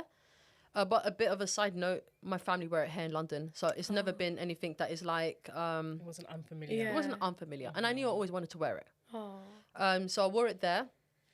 But I didn't feel like it was for the right reasons. When I moved to Riyadh, I decided that I want to take it off. And I took it off, but then it was COVID, so I ended up wearing a mask. They didn't actually make What's a the point difference. of So I just wearing the put the niqab mask? back on. What's the point? It's the same thing, except that's probably more comfortable. Yeah, wallah. So, but yeah, I've been, you know what, to be honest, it comes back to motherhood as well, actually. Because what happened is when I was in Riyadh, after I had my first child, and this is me being completely honest, I do feel like as mums, you can lose yourself a little bit. And I feel like my deen was getting lost a little bit. Okay. And I say that in the sense of like, I was very body conscious. I wanted to dress up more. And I noticed the clothes that I started wearing, which maybe in the UK doesn't sound so bad, but in Saudi where the majority of people wear black and all of that, it sounds quite bad. But like, I started wearing like lighter colours. I wasn't wearing niqab anymore.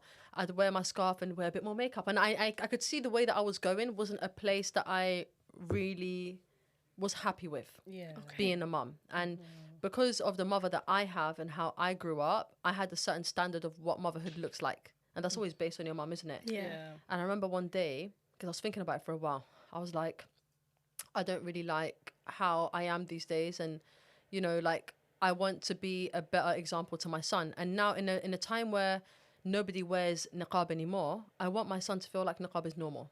I grew up thinking niqab was normal. Yeah. So I want him to also feel like niqab is normal, but nobody wears it anymore. So I was like, one day I got this suitcase and I got all of my coloured stuff. And by the way, just a bit of a context and side note, you can wear niqab and colours, but it's in Saudi, it doesn't look right. Okay. So you can't, like, I wouldn't wear a beige scarf and a black niqab. It doesn't, it's not You'd it. have to have a beige niqab. And do they make But those? even then, no, it's not a thing. It's not a thing. Like, the way of dress there, by choice, is most people wear black. It's more like the norm colour, the classy colour. It's nice. Do you know what I mean? Not saying you can't do it the other way, it's just most people don't. You would stick out. Anyway, one day I just got all of my colourful stuff. I put it in a suitcase. I closed it up, got rid of it, and I wore niqab. And I guess how I dress now ever since. Wow. Yeah, because I was like, I don't want to bring up my children, and niqab is something foreign to them. Yeah. I didn't want that. But I always say, like, would I have made that same choice if I lived in the UK? Probably not. Wow. No, probably not. Wearing niqab here in the UK is not like anywhere else. Of course. And I don't think a lot of people appreciate how hard it is to be a Muslim woman here. No matter what level you are in hijab. As long as you're covering your head and you're outwardly a Muslim, it's difficult. It is. Even applying for jobs and getting jobs and stuff like that is hard. Yeah. It's really hard. 100%. This time round, when I landed in Heathrow, the first thing I said to my husband is, I don't feel comfortable wearing niqab here. Immediately. Yeah, of course. It's the stairs that you're getting. You're the only one in the whole Heathrow airport that's got the face covered. It's not as common as it used to be. Like, I left here when I was 21. Like, it was a lot more common back then. Yeah. Now, like, I come back every year and a half to 2 years and it's not the same. Yeah, but It's now getting there's worse. a lot more. It's getting worse. There's a lot more right wing. Yeah. But I am going to say one thing, though, which I think as Muslim women, we have to take a bit of accountability for. If we all stayed within the same standard, people would get used to that. That's true. And if we all moved forward rather than backwards, people would get used to that. But because we're adapting to what they want, we're going backwards. People who cover now seem like they're the extreme ones. Yeah. This is do the you know what thing. it is? But For I can me, it's not understand even why we like- have to go backwards sometimes, though. For me, it's not even like. It's not even a thing of just adapting to what they want. For me, it's like a genuine fear. Like, Absolutely. I don't want to be a target of any hate crime. Absolutely, yeah. That's the hardest part. It is And the hardest part, It's absolutely. true when there was like a hadith, the Prophet said, you know, it will get harder and harder Absolutely. to hold on to your deen. Yeah.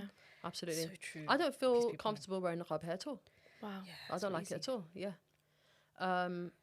So yeah, My mum wore it for a while, and I remember one time she was like, she'd been wearing it at this point for like a month, and then she came back one day and she was like, I felt really uncomfortable today, and I was like, why? She was like, people kept looking at me like they were angry at me. yeah. And she was like, I don't understand why. Like, how can something that's a piece of cloth make somebody so angry? Absolutely. It's so Absolutely. mad. It doesn't make She sense didn't to wear me it 'cause after that. Like, what's it to you? she wore it for a little while longer. But yeah, But what's like, it to you? What's it to you though? It's freedom of Like, choice. We live same in the way UK. if I see a woman walking down the road with a bikini, am I going to lose sleep Freedom because of what choice. she's wearing? Like, Wallahi. so why do people care about what Muslim women wear? Why do they police it so much? Do you know what? I've been really passionate about niqab for a long time. There was actually a viral TikTok that's gone around of me literally over a decade ago, of me talking to, it was on a debate, a Channel 4 debate. And I was just saying, like, this is like, we live in the UK. You guys talk about human rights and freedom of choice. Yeah. But when I make my choice to cover, it's not appropriate. You say that I'm oppressed. Yeah. Wallah. But I think it's very scary. It's a very scary time. And I can understand people that don't want to wear niqab here. And I can understand why hijab is very difficult here. It is. The normal hijab is difficult here. For me, like, Sawia, mine is not the same as yours. My reasoning is not the same. Sawia's, you're afraid of, like, being targeted, right? I don't care, target me. Like, that's, I'll fight you. I mean, Yeah, yeah. for me, Yeah, like, yeah, yeah, I get that you, I part, get you. I'm not really afraid of that part, right? Yeah, You know those videos of people on the train that are, like, being racist or Islamophobic? I'm like, I wish I was there, right? Take me there. Literally. But I don't know, for me, when I do wear it, like when I do wear the abaya, I feel very like free and very empowered. Yeah. And when I do wear the 'Cause hijab you're in charge properly, of who looks like at you. this, Yeah. when I do wear the actual proper hijab and I'm modestly dressed and I'm wearing abaya and hijab and I'm on the train and somebody gives me a dirty look, a part of me is like, what? Yeah, Look talk- at me talk to again. me, yeah. I dare to say something. Absolutely, But yeah. then at the same time, I'm like, whoa, Nasra, you can't be representing Islam like that. And because hard. they look at you like that and then they expect you to be aggressive or rude. you know what? And then it's like, oh, that's their religion. They're horrible. My controversial opinion is that we need to be more like that because they think they can pick on us. Mm. If they knew that we were rowdy Yeah. and actually I am going to cuss you, I'm going to mug you off and I Yeah. might even fight you if you put your hands on No, me. facts. Yeah, That's me, You 100%. need to know because maybe they should because what they do is they try to target and pick on the people that look quiet, the ones that are not going to say nothing. Yeah. You know what it is? They see Muslim women as little delicate. They don't know flowers. us. Yeah. They don't know even us. No, they speak. don't. They don't even look at men. Yeah, I'm rago. Easy targets. That's how wallah, they see it. wallah. You You just don't- turn around and say, They what? don't pick on men. They don't pick on men. No, they don't. They don't. They don't. They don't pick on men in khamises. No, absolutely No, they not. don't. They'll come for you. They really don't. Yeah, wallah. So when I'm on the train like, and I'm like, or public transport in general, people give me dirty looks and I'm actually visibly Muslim. Yeah. Like now, I don't know, I could say I'm not visibly Muslim No, because you are. No, I am in Yeah. a sense, but also there's people who are non-Muslims who wear turbans and head wraps. Absolutely, yeah. Right? Yeah. So I wouldn't say I'm visibly Muslim. Yeah. You can tell, but also Yeah. my arms are out. Do you know what I mean? Oh, yeah, so I get it you. could just be like a fashionable accessory, you could say. Yeah. But when I am actually visibly Muslim, Can you tell there's a difference? I feel completely different. But like I said, I'm more like you. I'm a lot less like you, Sawia. Try me. Yeah, talk to me. That's No, literally, a I'm on that normal- try me a vibe. normal hijab. I mean, I could wear that tomorrow. Yeah. I'm talking about niqab. Like for me, niqab, Oh, I niqab would is feel, different, yeah. especially in the UK, man. Like I Yeah, could, but there's a big jump, Sawia, even from turban to actual hijab, like Yeah, normal yeah, hijab. yeah. Do you know Yeah, I what? know. There's a I've very got- big jump. I've got a thing in my head, yeah. Like I can't unsee it.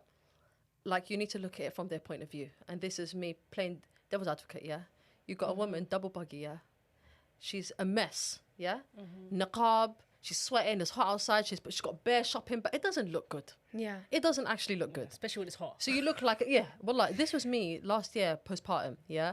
I had my niqab on and I've got this double buggy, is huge. So I've got a 2-year-old and a newborn and it was absolutely ghetto. And wallahi, I had people barging me, people talking down to me.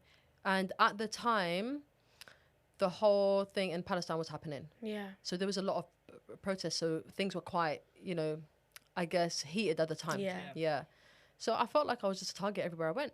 Oh my God. People thought I couldn't speak English. It's like, bruv, I'm actually Straight from away, West London. Oh, you see, that's another thing. That's another thing that people think because Yeah. they assume that They you always can't assume. speak And English. then when I talk, they're like, well, you got a London accent. Like, yeah. They really Yeah, assume wallah. you can't speak. Sometimes I'll look at them and I'm like, try me. It's Literally. rude. Say something wallah. because I'll cuss you out. Yeah, wallah. This is another thing I don't understand. In one breath, they're saying Muslim women are oppressed. They're the and ones they try oppressing to us. It's them. victimize us. Yeah, listen, wallah. yeah.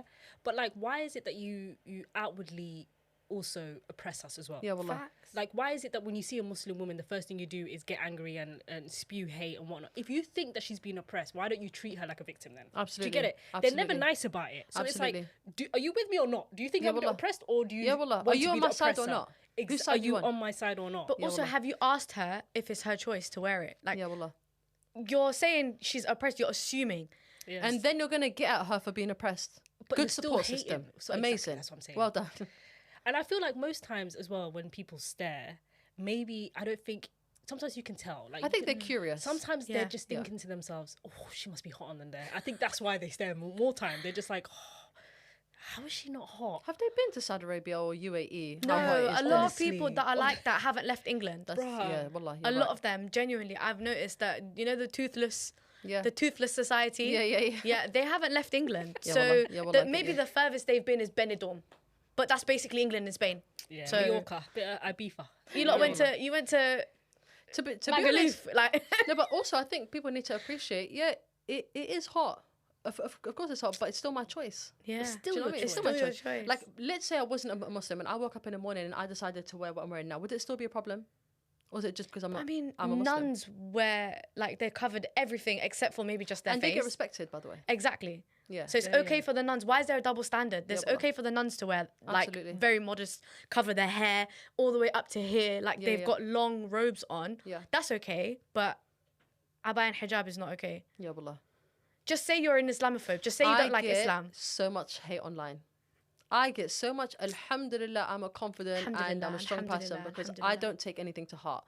But my whole Instagram page, I would say 40% of comments, maybe even 50%, is all just racist comments, Islamophobic comments. It literally drives my page. The algorithm is insane. It's on my side. I love that for The you. algorithm is on my side. You know, do you know, sometimes I would make a post because I know they're coming. I'm like, you know what? I've not had a few thousand, million views for a while. Yeah. I know. So I make a post. And I know that they're not going to like it. And they will come and it pushes my account out. And I'm gonna clip this one. I'm putting this one. On Listen, my advice to every Muslim business, is attract those flies. Because it pushes your sis, your page out. Listen, sometimes when We each know. episode, we know this. Each episode, we're like, which moment should we post on TikTok and Instagram? Yes. What's Yes. gonna get the people going? Yeah, yeah, Honestly, wallah. because that's how the game works. Listen, it's That's how toxic, the but that's game how it works.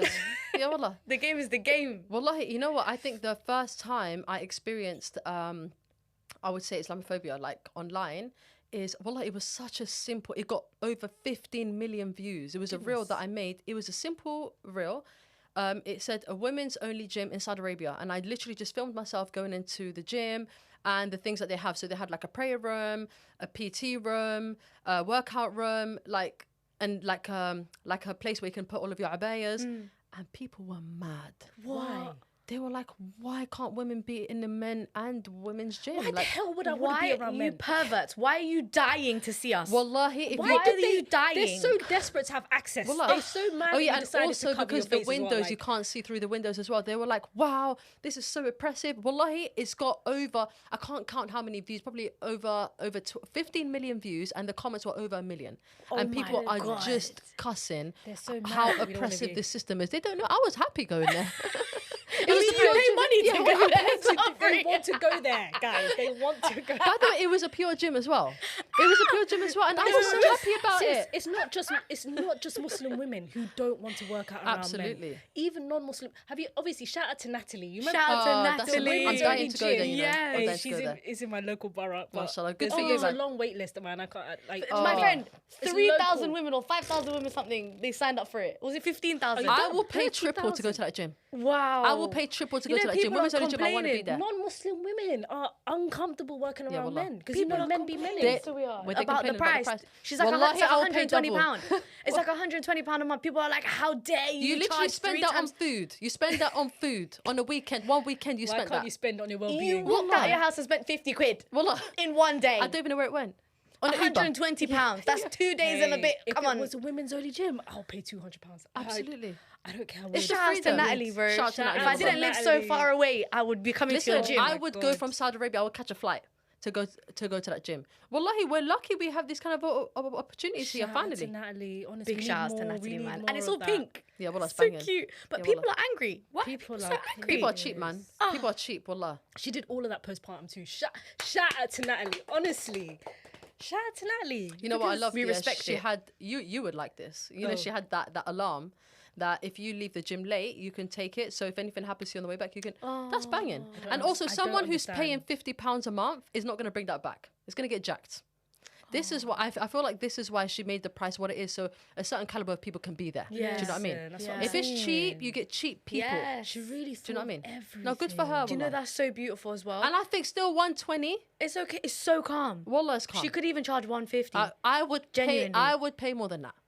Wallah, it's Genuinely, private. for women's You can go only. anytime. You can And wear they got whatever you women that want. specialize in PCOS to actually help you with stuff like that. Not other gym cares about that. Not other For gym me, cares it's about just that. the freedom of wearing what I want without worrying about men Yeah, seeing absolutely. me. Like, Do you know what I think is Oh. nuts? I think it's the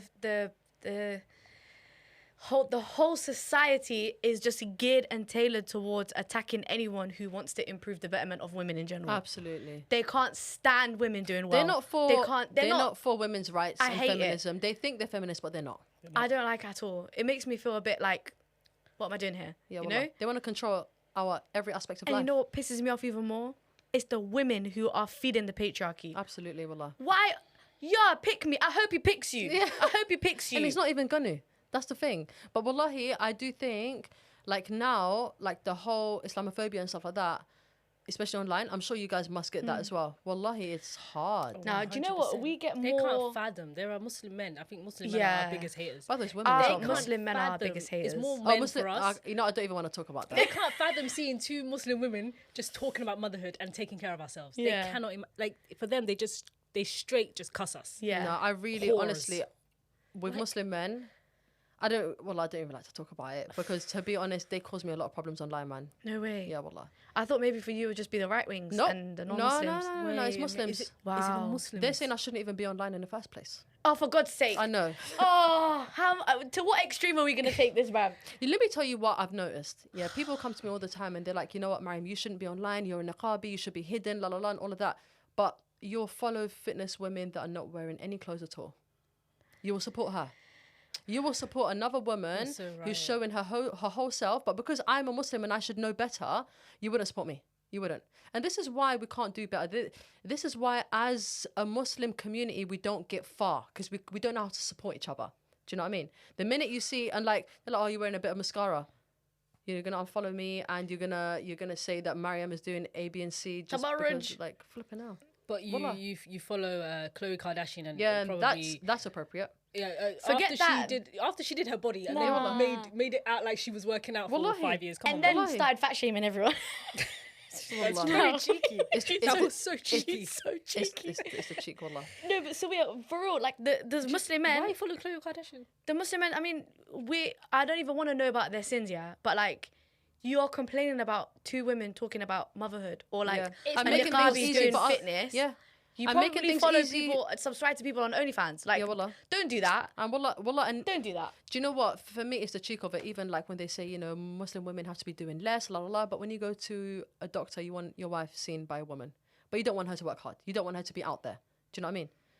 You want other women doctors to be there, but you have issues about Just women say you hate working your in wife. general. Like what? Yeah, Doesn't wallah. make any sense. No, but wallahi, online is really the ghetto. It's the girl. It's the Sis, ghetto. when Like, I tell alhamdulillah, you, I'm strong. we like, get I can- dragged I can regularly deal with as it. well. Non-Muslims do not drag us, man. No, If anything, the Kenyans dragged us, but that was for a reason, innit? But that's because we will talk about their country. Yeah, I mean, yeah. No, but I'm just saying in general, just for us existing and just talk about like self-care and stuff, just normal conversation. Yeah. Things that The are needed to Muslim be men. spoken Non-Muslims about. don't drag us. They don't want us to enjoy life. They just want mothers to never make time for themselves, to always struggle, to always be tired, to just be at Is home. that how you interpreted it? I That's how interpreted it differently. They want though. us to struggle. That's how. Do you know how I interpreted it? Yeah, partly struggle, definitely. yeah. Yeah. But I interpreted it as, why are you giving my wife a voice, or why are you giving I my see it like wife that also. a platform? Why I are see you it like giving that too. my wife like Don't a give her any reason? ideas. Like why are you giving my wife ideas? Like she's ignorant. I want her to stay ignorant. Yeah. Let her be ignorant in her ignorance. Like Yes. I So want to be mad. the Yeah. main person here. Yeah. Like why are these two women appealing to Influence. our wives, like me and my boys' Yeah. wives? Yeah, Like influencing why my are they wife. influencing? No, you're right, you're or right. like even just the fact that like we say whatever we want. Like Yeah. we speak however freely we want. Yeah, We yeah, yeah. swear. Yeah. Yes, we swear. Okay. Yeah. Yes, we So, swear. sometimes we All drop right. a couple. Yeah. So no, I like get even just you. these things, they kind of see it as like, why are you so normal that you're on this platform, and I my wife think- is seeing you, and you're giving her confidence, or you're, You're a validating married her. man. Why you you know- know, Yeah. move, like, get off our page. You know what? If you're married to, like, if a woman's married to a guy that's a genuinely nice man, he would actually want her to take advice from Exactly. women that are experiencing things like her to help her What be a we better saying? person. Exactly. Like, what are we actually doing here? Like, what Yeah, are we wallah. saying? Are we telling these people to beat their kids? Are we telling wallah. these? Are we telling these women as soon as you have a baby, strip off the hijab and run around? To be honest, with we your are bikini? so Are we fortunate. saying get divorced, everyone? Woo! Yeah, we're No, like, wallah, I think we are so fortunate in this day and age that there's so much support at a click of a finger. Wallah. Like, we should be thankful that there's these conversations that are actually happening. Like, there are going to be people that are watching this now that are like, I can apply this to my life. I don't need to go to a mixed gym. I can do this. You give them options. Yeah. Things that people don't know about. Wallahi, I think it's a big ni'mah, wallah. It really, really is. But I do think it depends what sort of man. Most of these men are not even married, by the way. These ones that are coming out here saying that, they're not even married. Most of them, yeah. Yeah, I would believe Yeah. that. I'd feel very sorry for their it's wives. the ones that crack me up the most are the ones that are like, I would never marry anyone like her. My guy, who's Do you know how checking many for of you? those I get? Do you Who's- know how who's many trying to of those I get? Oh my goodness. Literally, who is The checking for you? confidence. Who's checking for you? Do you know how many of them? Do you know what I get? No wonder your ex-husband left you. Wow. I get those ones. No wonder. Wow. No wonder your ex-husband left you is nuts. is so nuts to me. That is too Wallahi. much. You know, one time I did a video online. I was doing a collaboration with a sister who had like a burkini that you can wear Yeah. in the beach, and the good thing about it is it's really flowy and stuff. You know how they are. Yeah. So obviously, I done a collaboration. Yeah. She must have got a lot of followers out of that. It made over like 3 million views. Wow. But all of it for the wrong reason. I got cussed Oh my god. by Muslims and non-Muslims. What were they saying? It was just me. To be honest, I was just in the beach. But I was in the ocean, so you can't really see me. But I was Yeah. just and I had my niqab on as well. Obviously, in real life, I wouldn't have my niqab on if I'm in the ocean. Yes, of But obviously, course. I'm online, so now I've put it on. Of course. And by the way, in Saudi, just a bit of context so people know, when you're in the beach, people give each other space. No one's like really next to each other like that. So it's like car, family, space, car, family. Like people know, they read the room. You know Oh, what I mean? love that. Okay. Yeah, so Yeah. if I'm there and I'm there with my family and I'm swimming with my burkini on, it's not really a problem there. It's Okay. socially acceptable. Anyway, so I had non-Muslims telling me, people called me a whale because obviously I'm wearing all black and my face is covered. I got cast for like, look at me, I'm oppressed and I'm covered and I'm swimming. It was my choice actually. I didn't even have to go. I could have gone to a women's only beach if I wanted to, but I chose to be here. I'm doing a collaboration for goodness sake. It was just for the real. And you got the Muslims on the other hand. I can't God. believe your husband let you swim. Like, Oh my god. Oh my God, that's what I mean. Like, Oh why are my people making God. Islam look so bad? It's the Wallah. Muslim men that are honestly making What? it. Wallah, They wallah, make- wallah, what do you it's mad. mean? I know. Is it Not haram your to husband swim? catching Get her the hell straight. out Wallahi, of it was so here. bad. The sister told me, can you just turn off the comments, please? Oh. But she must have got a good amount of followers out of that. She must have. It was a good promo. And trust me, we've been. How many times did we switch off the comments? There are times when I message Nasser, I'm like, I'm No, actually tired leave of them. this. Just ignore them. Leave them. It keeps the Yeah, algorithm going. that's what we were Yeah. told. Do you know That's what the it is? advice we were I given. can't. I'm You have to itching to ignore cuss it. their mums. Don't Like, read it's it. not nice. Don't read it. Don't read it. No, Wallah, well, I wallah, I don't turn read off your them. notifications. I don't Maybe- read. I just turn off the I'm just like, notification and I let it keep oh. going. Sometimes I'm like, I'm gonna wait till like around 6 o'clock when I have time, and I'm gonna sit down. With a cup of tea. And I'm gonna cuss everyone. Yeah, Wallah, then I'm wallah, gonna go wallah. through every. And by the That's way, how I you move. don't need to. Like, I've got a good amount of followers now. They come and do it for me now. Like, they go to the comments and they Yeah, I cuss love people. that. And I come back and I check if they're still going. Yeah, This this thanks you. I love it. They go back and forth. Yeah, wallah, they go back and forth, wallah. And there's some people, wallah, you know what? If people are loyal to you, they got your back. That's so They got- funny. They got your back. Nah, I don't argue anymore, Mariam, wallah. Wallah, I bless don't. you. I just let them. So, wallahi, for me, I feel like I'm quite strong and I'm quite opinionated. I've got, I'm quite loud when I need to be. So I don't feel like you can't push me into a corner. I'm not that kind of girl, Facts. wallah. I can't. But I do feel like my social media presence shows that. You know, a lot of people are like, that was a bit harsh. Like a lot of my advice towards women can seem a bit like I'm not on the woman's side, but I do feel like sometimes we need a harsh word or two. And a lot of my clients, by the way, they come to me because of that. Because I'm not going to tell you the sweet way, if you want, it's not if you want. You need to do this. Do you know what I mean? You have to make time for yourself. Yeah. And most of my clients, they like that. But I always say, if you're a softie and you're a maskina and you get upset, don't come work with me. Because when you're slipping up, I'm going to have to tell you. Yeah. 100%. Some people need that tough love. I love that. And They they think need you're oppressed. And they think you're Like, oppressed. no. That's Wallah, crazy. Wallah, you have to be like that, especially in fitness. You can't. Listen, exercising, it's the two things I hate most. Sweating Oh, and come pain. on. I hate sweating. I'm like, I feel sticky now. Yeah, I you get know? you. I and get I'm you. just like, I hate it. But like, I get you. Do you know it's what? the journey for me. you'll Like, be I want very- the destination. I just don't want the journey. I don't want to have to But get you know, there. you'll be very surprised of what a woman or a man can achieve just from eating right and walking. You know, you burn more calories than walking than you do in the gym. Yeah, it's the walking, Yeah. innit? You That's why burn they way say more 10K calories. steps. Yeah, Yeah. you burn way more calories doing 10,000 steps than you do in the gym any day. And a lot of people are so fixed on the gym. The gym. Forget Yeah. the gym. Forget the Yeah, gym. you Go don't for a have to, walk. yeah. You If can you can do home workouts. You Absolutely. don't need to go to the gym. Wallahi, wherever there's a will, there's a way. If you want to, you really would. You really, really would. Wallahi, I have women that come to me and they're like, listen, I need to get fit because I've just had a baby. I can't even look in the mirror. And wallahi, making small tweaks, like what you said, like just changing up your diet a little bit. And by the way, one of the biggest things that people come to me for is accountability. People need someone to come to them and say, have you Yes. done A, B, and C? And if not, Yes. why not? Yes. Do you know what I mean? When you have that, someone is checking how many steps you've done every week and your food and your workouts and everything, wallahi, it will keep you going. Most of my clients that work with me now are always returning clients. They're people Wow. that I've worked with already. Because they're like, I know that this worked, so I'm going back. And I feel like accountability goes a long way. Like for you, like you're saying, I want to get there. Wallahi, if you had the support, Yeah. and not your husband, not someone that loves you. It has to be someone that don't love you, okay? Because What do you mean don't love me? by the way, I don't work with friends or family ever. Oh, wow. I get it. I can't. Because they will get too comfortable with No, it. I can't because also, first of all, I have to judge you. Okay. I have to judge you. So now we're going out for dinner and you're my friend and I'm working with you. Now I'm looking at your plate like, we talk about this? Next thing you know, you're bickering. In the restaurant. Oh, no. In front of everyone. It's awkward as well because it's like, it's your friend. Yeah, I don't want to So you judge her. don't want to now tell her what to do. Yeah. all the I don't want to time. tell you what to do. Yeah. And also, I like to separate my work and my life. That's smart. You know, That's smart. That's I smart. can't. And also, I'll end up falling out with you because one day when I got to tell you about yourself, you're not going to be able to unhear it. Oh my god, that was awkward because it's like that's your friend. And you're Yeah, like, I hey, can't. too much calories on your I plate. can't. I feel like I And know. this is why you're not getting anywhere. And I know too much information about you. I know how much you weigh. I know your height. I know your ins and outs. And by the way, fitness is a lot more deeper for most women than just calories in and calories out. Yeah. Sometimes people are having problems with their husbands. Yeah. Some people are going through postpartum depression. Some Yeah. people are having miscarriages. It's a lot deeper. Like a lot of people think, oh, then just not losing weight. Wallahi, it's a series of different Stress. things Stress that is a have not massive allowed one. them to keep going. Yeah. Women need not just the guidance, but they actually need moral support. And I feel like me as a coach, I'm not just a coach. Most coaches are not just a coach. They're actually someone that you can talk to. I'm going through A, B, and C. What can I do? Like I had a client like last year. Her biggest problem is that her husband didn't want her to get fit. Yeah, because men are haters. That's why.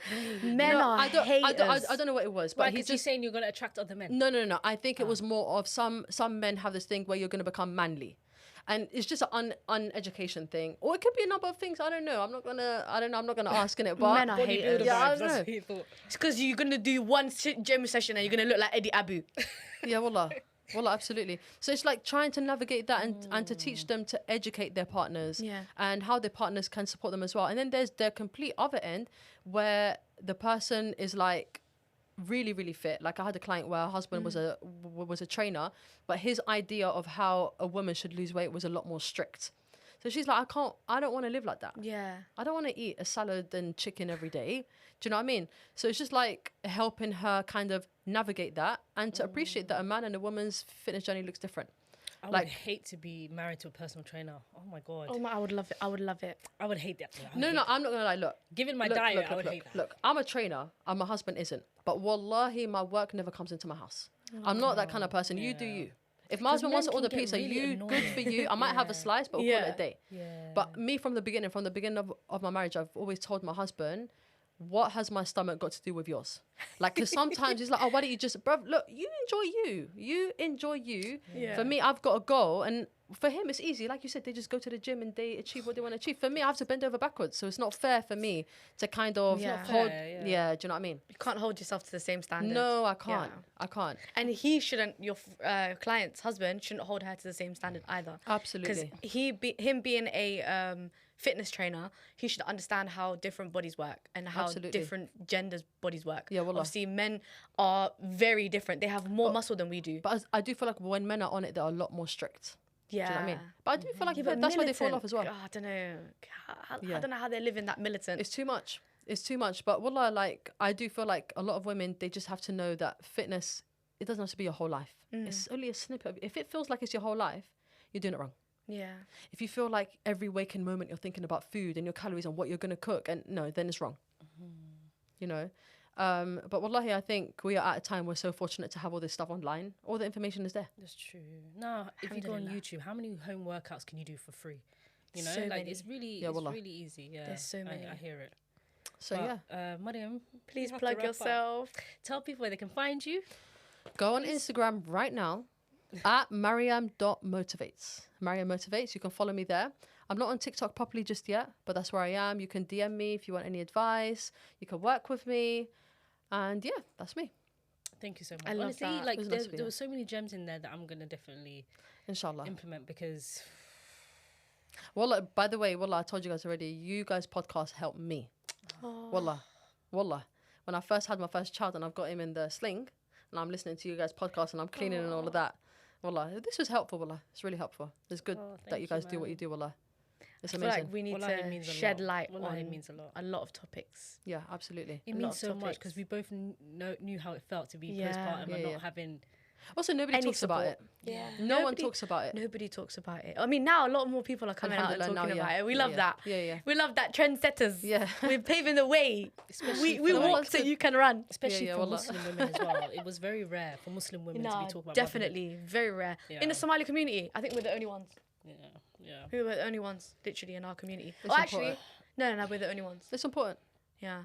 Well, I'm definitely one of the only niqabis that talks about fitness, which doesn't sit right for most people, but here I am. No, I love it. I love You're that. Keep breaking pissing barriers. them I off. love it. Keep upsetting Do you know, a lot of them. people think it's a contradiction. They're like, what? Niqab talk fitness? How? And a lot of people are like, we can't see. Do you know Am what I I mean? impressed? What do you want to see? Yeah, wallah. You want me to see Why you do do you star want to jump? see? This is what I mean. Why do you want access to my body? Yeah, wallah. When people start to deep that, like, why? Yeah, wallah, absolutely. I Wallah. feel like they're used to women wearing, like, you know, when they do like the before and after. At least if you're in a fitness, they want to see, literally, they want to see I your have body. got one before and after, and I'm running with it. I post it all the time. But it's still in my abaya. But Okay. you can see. You can see I was see. significantly Wow. different. Yeah. Do you know what I mean? But they wanna see. They want to see the flabs and everything. They want to see everything. It's not right. But no wallahi, I do feel like shout out to everyone who's doing something different now because it's good, wallah. Shout out Like to everyone needs it, and alhamdulillah, we have Muslim women that we can relate to and not feel like we're the only ones that are going through certain things. 100%. But I feel like we have to do this again because I feel like it's not enough. No, There's it's so- so good. There's so much more to talk about. You're gonna come back in a year. Yeah, I'll be back in a year. Hey, next inshallah. summer? Yeah, inshallah. I'll be back. Next summer, inshallah. We go again next no, year. wallah, no, wallah, we should really do this again. It'll be nice. That would be really nice. You know what? In a year when you come back, I will shake your hand and guarantee you I will not look like this in a year from now. We'll both be And, skinny And legends. listen, she might come back pregnant. Don't say that. She's gonna literally scream. She's I'm gonna gonna lose it. scream. How old's your baby now? Adam just turned 1. No, you're He's still in the a ghetto a little baby. bit. Yeah, Yeah, that's what I'm saying. Yeah. I'm still in the postpartum. My hormones are still a bit messed up. She's gonna scream. Yeah, I'm actually gonna. Scream Last now. time she said, "God forbid." No, everyone. for a I laugh feel up. like everyone will be in a different place, inshallah. No, in no, no, a inshallah. good way. I won't be pregnant. I won't have a still child. have next year. Mark my words. You see this? It's not gonna be here next year. 1 year from now. Inshallah. And everyone's gonna get a blood test. Oh Everyone's yes, getting a blood yes. test. No, I'm gonna book that in next week. Everyone's gonna inshallah. get a blood test. Get your Yeah. hashtag. Get your blood test done, sis. Yeah. Hashtag get your thyroid checked, get your PCOS, whatever that needs to be checked. Check your insulin, check everything. Yes. So if you're struggling to lose weight and you don't know why you can't lose weight, go get a blood test. It's free. You're in the UK. I had to pay for mine, you know. If But- they but tell you you get there's fast nothing results wrong, though, innit? Yeah, ask straight for away. a second one. Yeah. And then go see another doctor. Yes, go to a different GP because these people get a second opinion. They'll be telling you nothing And if is that wrong don't with work, you. just go private or large. No, Go on someone they'll else. tell you there's nothing wrong with you, and then 6 months later they'll be like, you're stage 4 cancer. Oh. I'm telling you, the NHS. No, and wallah. Whee! No, wallah, it's true. God forbid, God forbid. Topic for another Yeah, day, anyways, guys, I hope I really enjoyed this episode. Yeah, wallah, I me too. really, really It was enjoyed nice. this episode. It was really nice. lovely. Thank wallah. you so much for coming. No, thank you guys for having me. It's really hot. I'm actually baking now. Yeah, khalas, yeah. Also, can I just say, we know what she looks like. Sorry, innit? No. We've seen her without the niqab. Sorry, innit? Yeah, sorry, we gatekeeping Sorry, her innit? face. Allahu barik, she's so beautiful. Allahu barik. Listen, they're not gonna like that. They're gonna cuss us out now. Why only women can see your face? Yeah, like, why can't I so not see your funny. face? It, like, really deep how insane that sounds. Listen, you guys, don't turn off the comments. We won't. Leave the comments. Don't We turn won't. off a single comment. Leave it open. Because I can see, won't. I already know we're gonna get comments. Turn your 'cause of you. notification. Yeah, I absolutely. know, I know. So, I'm literally an Islamophobe magnet. Yeah, you are. So you guys, inshallah, it's going to boost the algorithm. It's going to be good for me and you, inshallah. Inshallah. You guys are going to see I've got 15,000 more followers after this. Inshallah. Inshallah. Inshallah. On the road, we're on the road as well to 50k, inshallah. Inshallah, inshallah. Thank you so much, guys. Thank you, guys. Enjoy the heat wave. Have fun. Take care. Stay Bye-bye. hydrated. Electrolytes. Yeah, wallah, Electrolytes. electrolytes. Electrolytes.